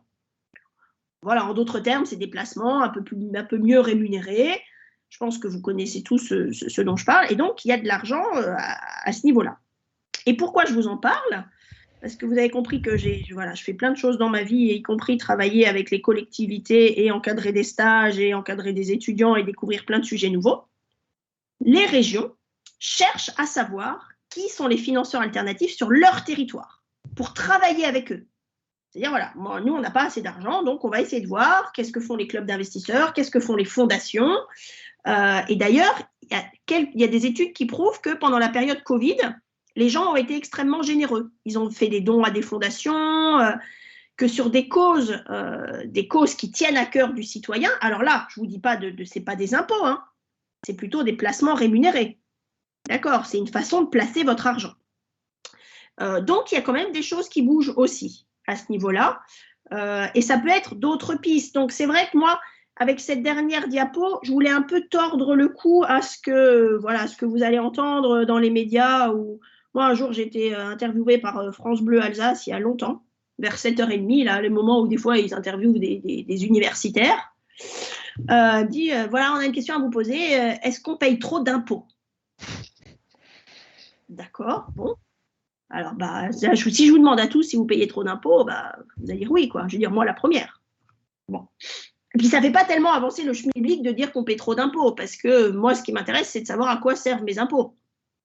Moi, je serais contente si mes impôts servaient à ce qu'on ait un système éducatif qui forme bien les gamins, que les gamins sachent lire et écrire après le collège, que je me sente en sécurité dans ma ville et que l'infirmière qui s'occupe de moi, elle n'enchaîne pas 2 gardes parce qu'ils sont en sous-effectif. Vous voyez, moi, si mes impôts servaient à ça, voilà, je suis prête à payer des impôts. Mais c'est difficile de répondre à la question « paye-t-on trop d'impôts ?» quand on ne met pas en face ce que ça finance, quoi. Bon, voilà. Bon, tout ça pour dire que cette dernière diapo, et je crois que je vais mettre la lumière, vous ne me voyez plus, en fait. Hein. J'ai l'impression que je suis dans le noir. La diapo sur qui va payer, c'était un peu pour passer le message qu'il y a plein de choses qui sont en train d'apparaître, des choses nouvelles, hein, des choses qui n'existaient pas avant. L'argent, honnêtement, il se trouve dans les banques, auprès des investisseurs institutionnels. Il y a des endroits où il y a de l'argent. Pour être honnête, il faut le dire. La Banque européenne d'investissement, elle a compris ça, sans que ça pèse sur le citoyen. Ça, c'est sûr. D'ailleurs, tout ce que je vous ai montré là, a priori, ça ne nous affecte pas directement. On ne va pas nous augmenter le taux de TVA. Ce qui serait pire, l'impôt le pire, c'est augmenter la TVA. Augmenter la TVA, c'est vraiment l'impôt le plus injuste. Parce qu'il touche tout le monde et qu'on soit riche, pauvre, et voilà. Donc, bon, il y a eu certains présidents de la République qui ont fait ça. Je tairai leur nom. Mais voilà, il n'y a pas plus injuste que baisser l'impôt que d'augmenter la TVA. A priori, la taxe, c'est quoi? La taxe d'habitation doit disparaître? C'est ça, je crois? Ouais. Bon. Et puis là, on va rentrer en période électorale, donc voilà, on ne va pas trop nous augmenter les impôts nationaux. Bon, après, je ne vous dis pas pendant combien de temps et je n'en mets pas ma main à couper. Hein. Mais ce que je voulais, simplement, le message que je voulais vous faire passer, c'était qu'il y a plein de choses qui sont en cours et des choses auxquelles on n'aurait même pas pensé il y a 5 ans, quoi. Bon, alors, il est temps de conclure. Je me suis demandé si j'allais vous faire une conclusion ou pas, et puis je me dis, ça se fait pas de pas conclure quand même, c'est pas très professionnel, et connaissant ton métier. Bon, donc j'ai fait un semblant de conclusion. Pour dire quoi? Finalement, ce que j'aimerais que vous reteniez et ce qu'on retienne de cette soirée ensemble, c'est qu'il est quand même en train de se passer des choses inédites qui n'ont jamais existé. C'est-à-dire que, enfin, au niveau européen, on a un problème. Alors, je vous ai mis plusieurs lignes parce que chaque ligne apporte une information importante. Donc, un programme ambitieux. Bon, ça, je peux le dire. Vous allez me dire, ouais, mais bon, c'est pas suffisant. Lancé à l'échelle de l'Union européenne et doté de moyens financiers. Je ne vous ai pas tellement dit, mais tout ce dont je vous ai parlé avant, là, la stratégie Europe 2020, ça paraissait joli sur le papier. Mais au bout du compte, il n'y avait personne qui payait. Hein. Personne payait, personne faisait, il ne se passait rien. C'est au service des États et la plupart des États ont quand même décidé de s'appuyer sur les territoires. Donc pour moi, tout ça, c'est du positif, dans le sens où c'est vraiment nouveau. Ça ne s'est jamais passé comme ça. Bon, alors évidemment, une petite dose d'indulgence. En Europe, on ne fait jamais les choses bien du premier coup, hein, vous l'aurez compris. En général, on commet des erreurs, après on corrige sa copie. Bon, il y a des trucs qu'on ne sait pas encore bien faire. Hein. Surveiller les finances publiques des États, ça, on est vraiment mauvais. Bon, donc, c'est vrai que, et ça je pense qu'on en a peu conscience, ce qu'on vit en tant qu'Européens, parce qu'on est Européens, ça existe nulle part dans le monde. C'est-à-dire des pays indépendants qui existent en tant que pays, qui s'associent à 27 pour faire autant de choses ensemble. Ça n'existe nulle part ailleurs, vraiment. Alors après, on a le droit d'être contre, on a le droit de vouloir retrouver le franc, bon, on a le droit de tout ce qu'on veut. Mais en tout cas, on est dans un processus de quelque chose qui existe nulle part ailleurs. Donc, évidemment, ça ne marche pas tout de suite. Bon, alors, ça, c'est ma petite dent contre le monde politique. Parce que déjà, je commence à m'énerver avant que ça commence, mais je n'ai plus aucun espoir du fait qu'un jour, un politique aura des idées constructives, lumineuses et qui font avancer les choses. Mais bref, je ne voudrais pas vous déprimer, hein. Je suis désolée. Moi, du coup, je ne les écoute plus, mais après, quand il faut voter, c'est ennuyeux. Il faut vraiment faire très, très attention au discours des politiques. Bon, moi, souvent, les politiques, je trouve que c'est du vent, ce qu'ils racontent. C'est des belles promesses et c'est pas concret. Soit on ne sait pas comment ça va être financé, soit on ne sait pas. J'espère qu'il n'y a pas de politique qui m'écoute parce que je vais avoir des risques pour ma sécurité. Bon, après, je m'en fous, hein, c'est mon métier. Si un jour, vous voyez un fait divers, il m'arrive un truc, vous saurez pourquoi. Bon, alors, il faut vraiment faire gaffe des médias et du discours des politiques. Et malheureusement, sur tout ce qui concerne l'Europe, l'engagement européen pour l'environnement, le plan de relance, il n'y a aucun média qui en parle bien. Moi, je vous ai mis un site, là, ce qui est ma seule source d'information, ça s'appelle Toute l'Europe.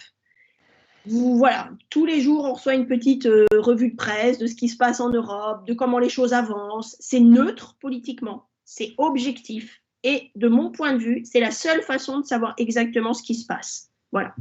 Bon, je vois qu'il y a des mains levées et qu'il y a peut-être des questions, donc je vais arrêter là mon monologue pour vous laisser la parole. Il y a Georges Heller qui lève la main et c'est tout. Donc voilà, donc maintenant je suis toute oui. Donc bonsoir, c'est Georges Heller à l'appareil. Oui. Donc je reviens un peu vous dénigrer un peu tous les politiques. Mais moi, non, mais bon. Moi, je suis encore dans beaucoup d'organisations environnementales comme Altas Nature, LPO, je suis Greenpeace, WWF. Et moi, je me suis lancé maintenant dans la politique parce que il n'y a que les politiques, où vous arrivez quelque part, c'est que les politiques qui peuvent changer quelque chose. Donc, c'est pas parce qu'on rentre dans la politique qu'on raconte des bobards. On peut défendre une cause. Non, mais vous rigolez. Moi, je me méfie plus des gens bien pensants que de ceux qui prennent un engagement, hein, qui ont une conviction. Hein. Donc, moi, j'étais assez longtemps dans l'associatif et j'y suis encore, mais sans Sans pouvoir politique, vous faites rien du tout. Oui, mais alors… Vous pouvez vous balader dans la rue avec le drapeau, je suis contre ça et ça, mais sans pouvoir politique, vous êtes rien. Non, mais là, vous avez entièrement raison. Simplement, vous faites partie des politiques qui connaissaient le terrain, quoi, la vraie vie. Moi, c'est surtout contre les politiques qui sont dans leur tour d'ivoire et qui… c'est surtout contre cela que je m'insurge. Évidemment, dans les territoires, il y a des gens engagés politiquement qui font très bien leur travail. Et voilà, donc c'est sûr que j'ai un peu mis tout le monde dans le même panier. Je m'en excuse, hein, je vous prie de m'en excuser. Moi, c'est surtout voilà, les politiques à un niveau beaucoup plus haut, quoi. Mais je vous dis ça aussi parce que je les ai un peu côtoyés, quoi, et que c'est pas un milieu pour moi. Mais vous avez raison. Mais surtout, il faut des politiques bien conseillées. C'est ça qui est important aussi. Et je pense que voilà, le monde politique au niveau local, voilà, ça n'a rien à voir avec ce qu'on peut côtoyer. Je regarde qui participe à cette conférence parce que je suis quand même en train de m'aventurer sur un terrain dangereux, comme l'a signalé Georges d'ailleurs. Et donc voilà, non mais vous avez entièrement raison hein, sur le fait que effectivement, c'est les politiques qui tranchent au final et que on ne peut pas se passer du politique. Ça, je suis d'accord avec vous. Alors, de quel degré de comment dirais-je, là on parle de changement climatique, réparation de la planète, protection de l'environnement, comment peut-on éventuellement évaluer l'intégrité du monde politique qui voit un flot d'argent arriver au niveau local? Je pense que le niveau local n'a pas forcément participé à l'élaboration de ce plan et maintenant est inondé de millions qui vont tomber.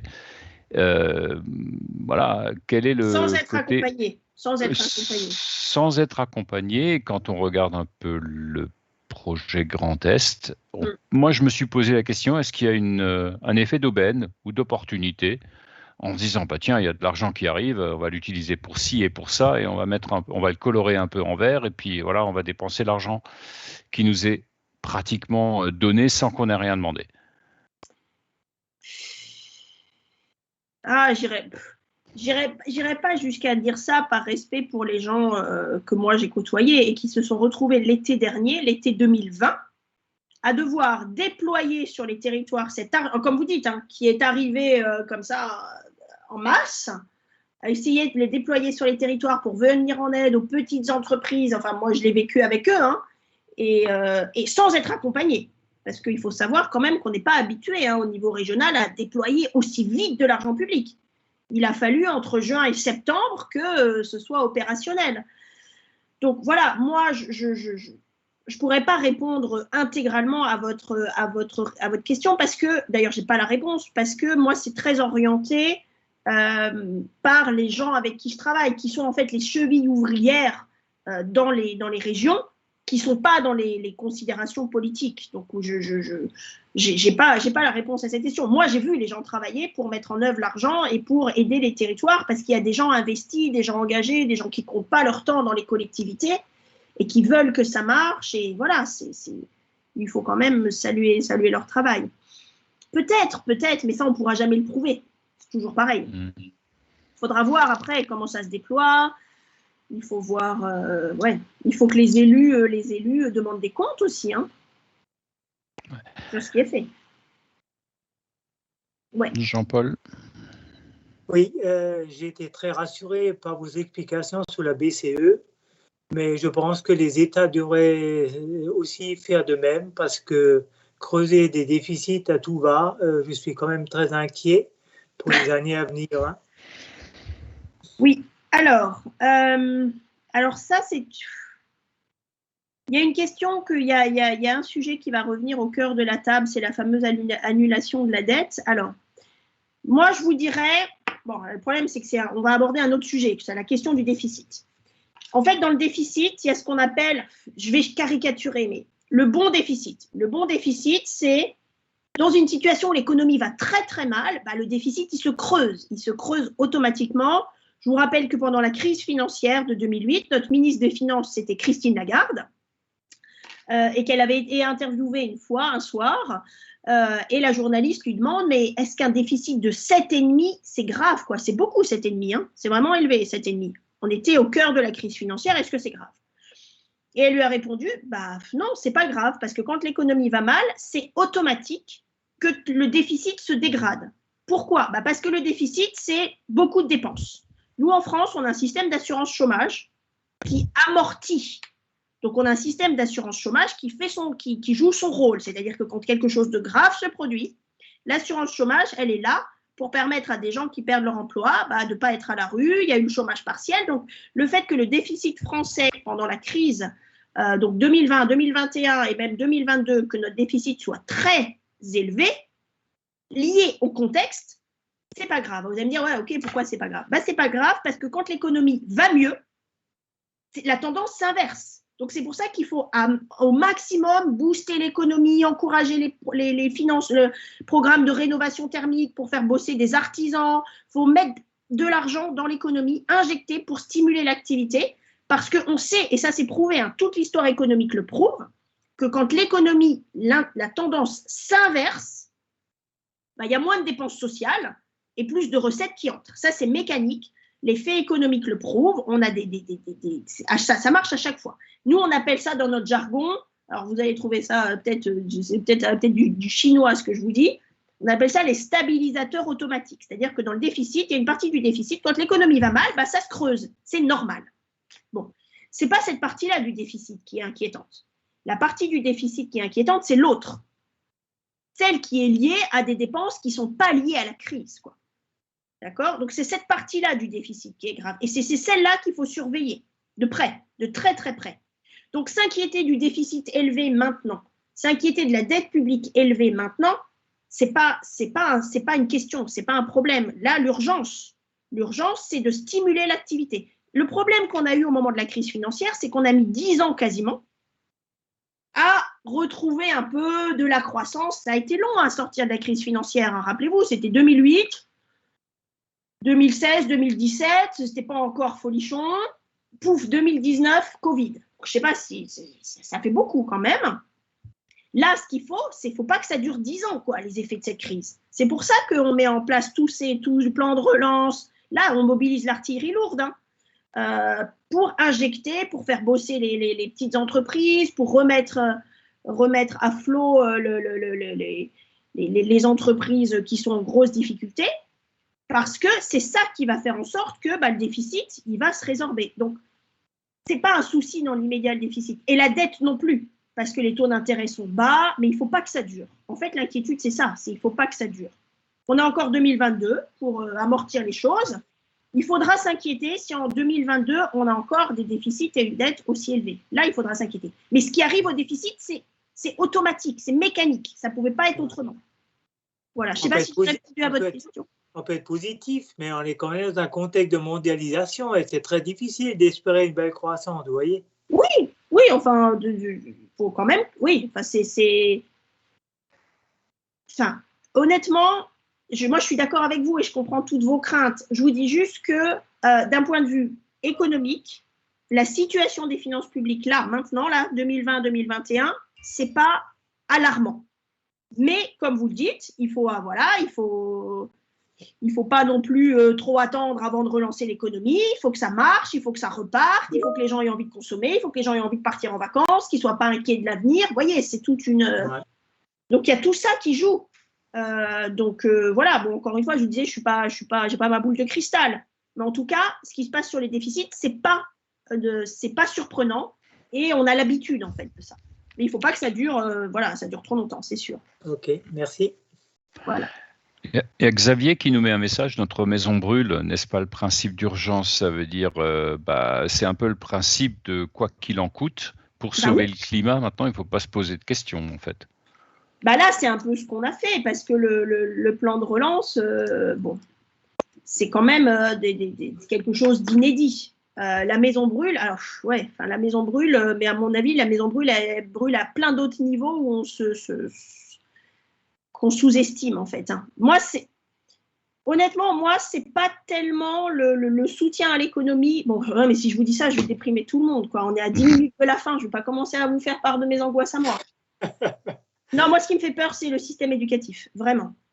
Moi, je vois comment ça se passe dans les écoles, je vois l'attitude des enseignants, je vois la souffrance du monde enseignant, je vois ce qu'on leur demande, je vois l'abandon, enfin les parents qui démissionnent. Moi, c'est ça qui me fait peur en fait. Hein. C'est vraiment le système éducatif et enfin voilà, je ne dis pas ça aussi parce que moi je suis enseignant dans le supérieur, donc moi mes étudiants c'est des adultes, voilà, ils sont majeurs, mais dans les petites classes quoi.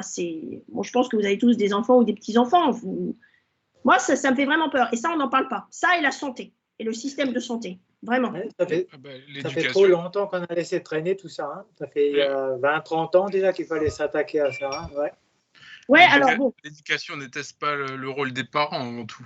Bah alors justement, et quand je dis que notre maison brûle, aujourd'hui, le changement climatique, il est là. On a l'impression ce soir, en écoutant la conférence de ce soir, j'ai l'impression que les robinets sont ouverts. Mais au lieu que l'eau aille alimenter la soif de notre environnement, on va mettre l'eau au caniveau. Enfin, moi, ça me rend... Oh non, il faut pas être. Ça me rend un peu perplexe. Non, il faut pas être aussi négatif que ça. En revanche, on l'a dit tout à l'heure. Moi, je suis inquiète sur l'éducation, mais je suis inquiète à double titre parce que je pense qu'il faudrait une école des parents. Enfin, les parents de maintenant, c'est plus les parents de mon époque et encore moins de votre époque. Et il y a un changement sociétal dans la façon dont les parents envisagent l'éducation qui, moi, me fait peur, vraiment. Il suffit d'aller voir les instits. Enfin, quand les instits se font engueuler parce qu'ils mettent des punitions aux gamins et que c'est les parents qui viennent défendre les gamins, je veux dire, à mon époque, c'était pas comme ça, quoi. Enfin, il y a des. Enfin, ça.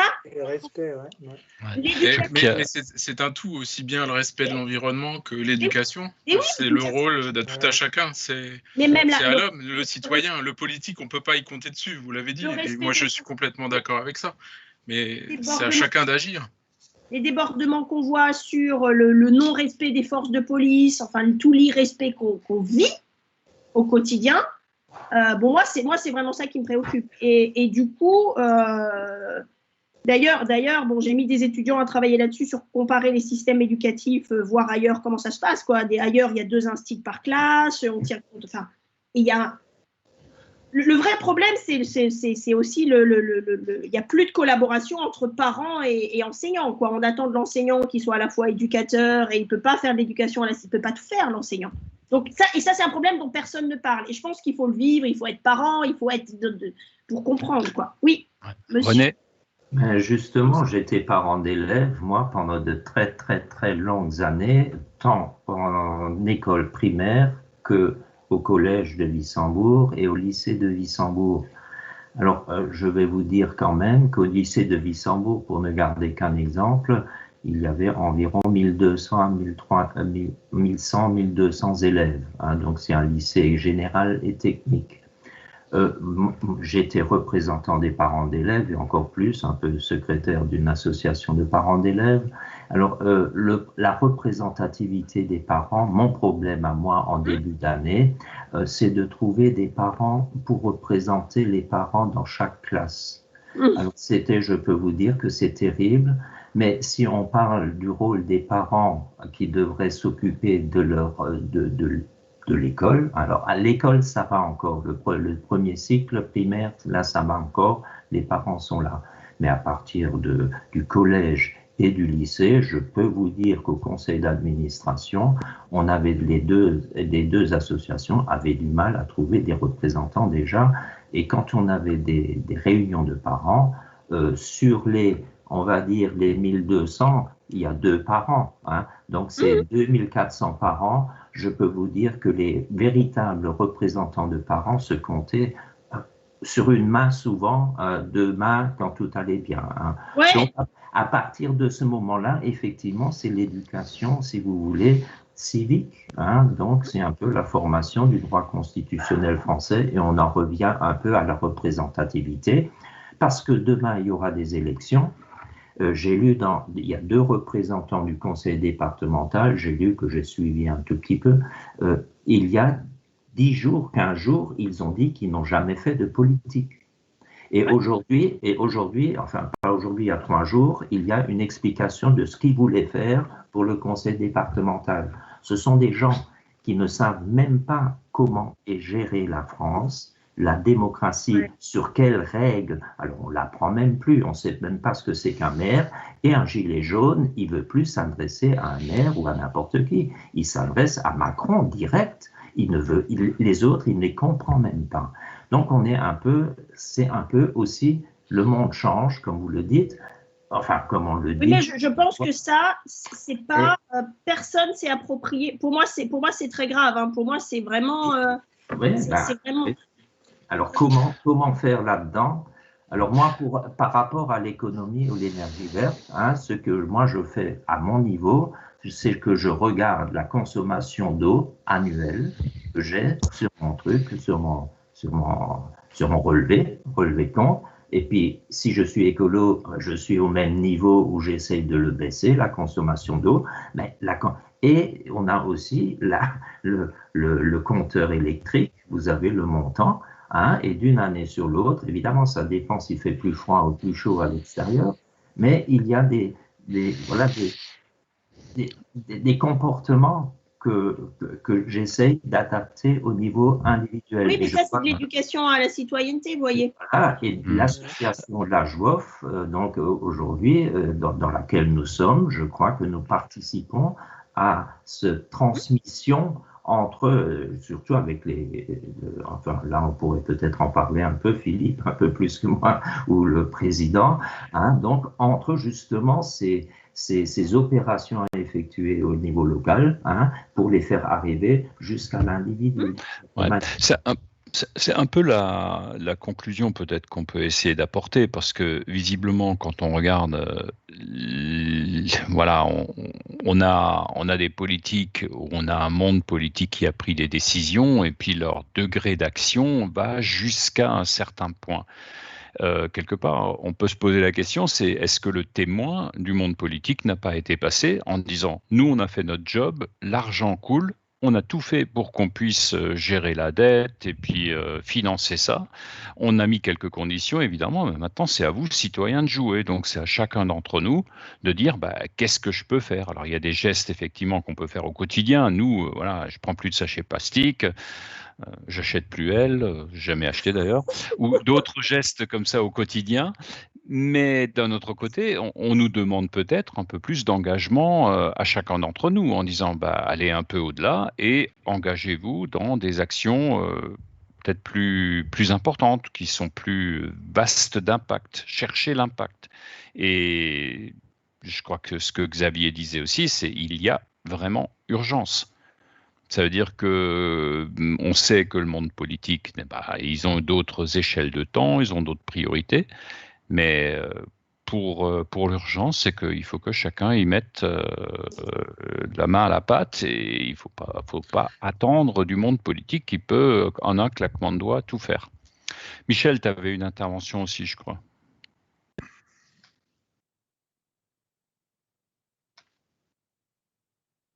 Non.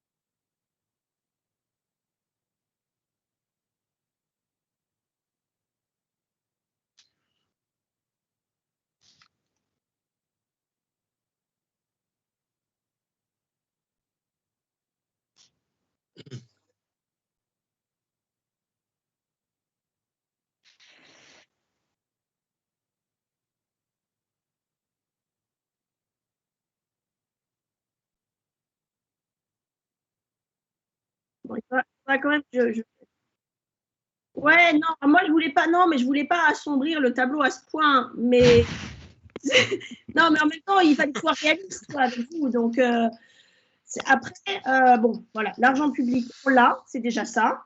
Les projets, il faut pas oublier quand même que c'est depuis septembre 2020 que l'argent commence à circuler, parce qu'il y a déjà des vagues qui ont été, donc c'est pas tout d'un coup, c'est des choses, c'est par vagues.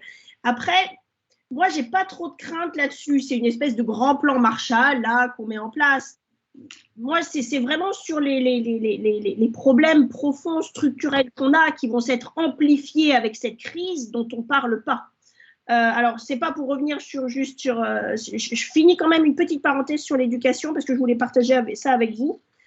Moi, je pense que dans l'éducation, le problème aussi, c'est le recrutement et la formation des enseignants.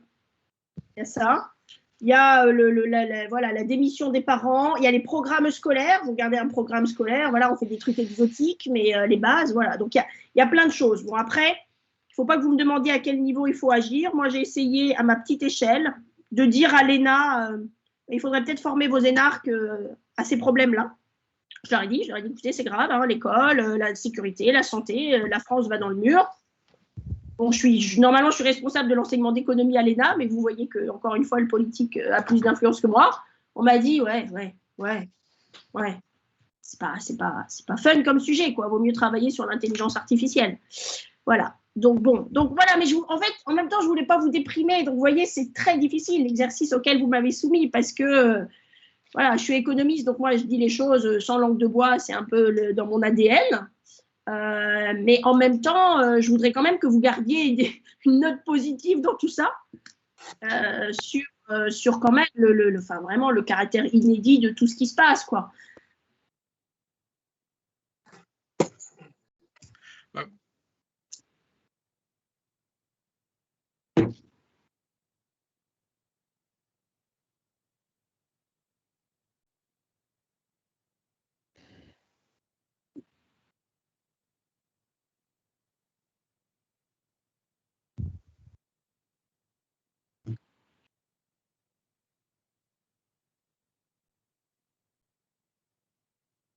Oui, mais ça, c'est le monde dans lequel on vit, hein. C'est vrai qu'il faut.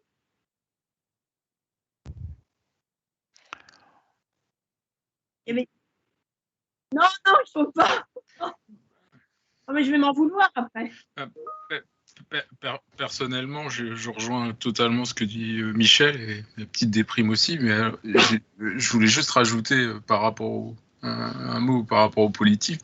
Pour moi, le principal problème, c'est la méconnaissance du monde politique de la science plus importante dans tout ce qu'on parle ce soir, changement climatique. Oui. C'est la science de la vie. C'est une méconnaissance des sujets de science de la vie qui est... alors, on est calé en économie, on est calé en chiffres. Ah non, ils ne sont pas calés en économie. Hein. Ou en chiffres, mais on n'est pas calé du tout. En biologie, on n'est pas calé du tout dans les sciences de la vie. Et je pense que c'est là le gros problème. Et c'est le même problème qu'il y a au niveau de l'éducation. Je parlais, mon épouse est directrice d'école, biologiste aussi. Je pense aussi c'est une méconnaissance du terrain et du système éducatif. Je sais. Mais c'est pour ça que moi j'ai recommandé à ce qu'on envoie des énarques dans les classes qui voient les vrais problèmes, quoi, toutes les difficultés qu'il y a, mais... Bon. Et je pense que c'est pour ça qu'on prend des décisions. On prend des décisions pour le réchauffement climatique et pour le climat, mais sans avoir de connaissances réelles de l'environnement. Et là, forcément, il y a un problème. Ouais, je pense que peut-être un commentaire de fin, parce qu'on est déjà presque à 2h30. Il y a deux choses. Alors, je répète ce que j'ai dit il y a 2 heures. Il y a eu une grande conférence pour le trou d'ozone et ça a donné des résultats. On a fermé, dans 10 ans, le trou d'ozone sera fermé. Personnellement, je suis convaincu que Homo sapiens résoudra ce problème de réchauffement climatique d'une manière ou d'une autre. Il faudra peut-être un peu de temps, mais il le résoudra. Mais peut-être aussi paraphraser une phrase célèbre où quelqu'un a dit « Ne demande pas ce que ton pays peut faire pour toi, mais demande-toi ce que toi tu peux faire pour ton pays ». Et je crois que pour le changement climatique, c'est probablement un peu pareil. N'attendons pas tout des autres. Faisons nous-mêmes, faisons quelque chose.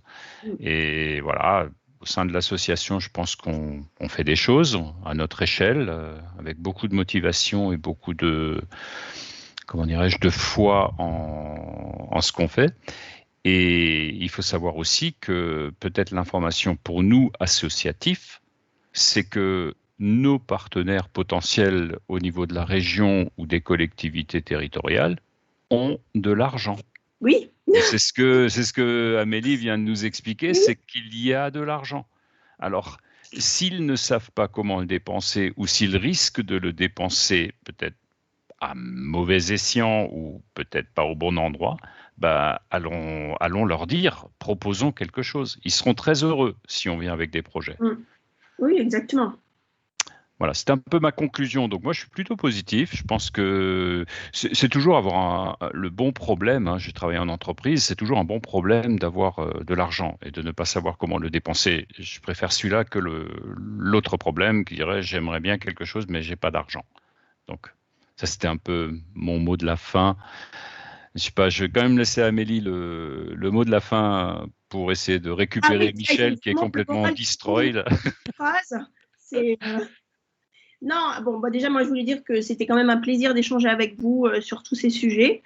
Bon, finalement, nos inquiétudes se rejoignent et je suis navrée de ne pas vous avoir rassuré plus que ça. Après, bon, j'espère quand même que vous avez découvert des choses et que peut-être, voilà, ça vous permettra de voir les choses peut-être avec un regard un peu différent. Ce qui est, comme l'a dit Philippe, il y a de l'argent et il va y avoir, il y a plein de soutien aux initiatives, ils appellent ça les initiatives citoyennes. Voilà, mais c'est sûr, il ne faut pas tout attendre du politique. Le politique a fait le job d'aller chercher l'argent. Voilà, ça c'est fait.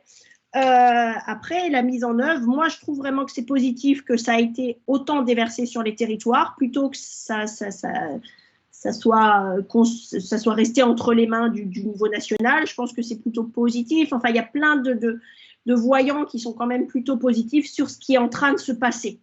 Mais évidemment, voilà, on a le droit d'être inquiet, c'est normal.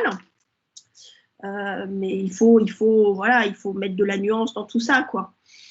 Moi, je ne sais pas trop comment vous rassurer davantage, si ce n'est vous dire on peut se donner rendez-vous dans quelques temps et voir dans quelques années ce que tout ça sera devenu. Mais voilà, il y a l'argent, ça c'est sûr. Il y a des projets, il faut que ça se mette en place. On sait que ça ne fonctionne pas parfaitement. Voilà, là, la priorité, c'est de soutenir l'activité, de voir comment ça repart et puis j'espère de se préoccuper des problèmes de fond, quoi. Voilà. En tout cas, moi, c'est un plaisir. Désolée de ne pas vous avoir. Non, c'était un grand honneur, grand plaisir de vous avoir. On a un peu dévié de temps en temps, mais je crois qu'on a eu une belle présentation sur la complexité de la chose. Ça veut dire que la partie financement est tout aussi complexe que le problème en soi, que le changement climatique. On a senti d'un côté l'urgence exprimée par Xavier, la maison brûle, mais d'un autre côté, nos politiques semblent être conscients et ils ont mis de l'argent rapidement sur la table.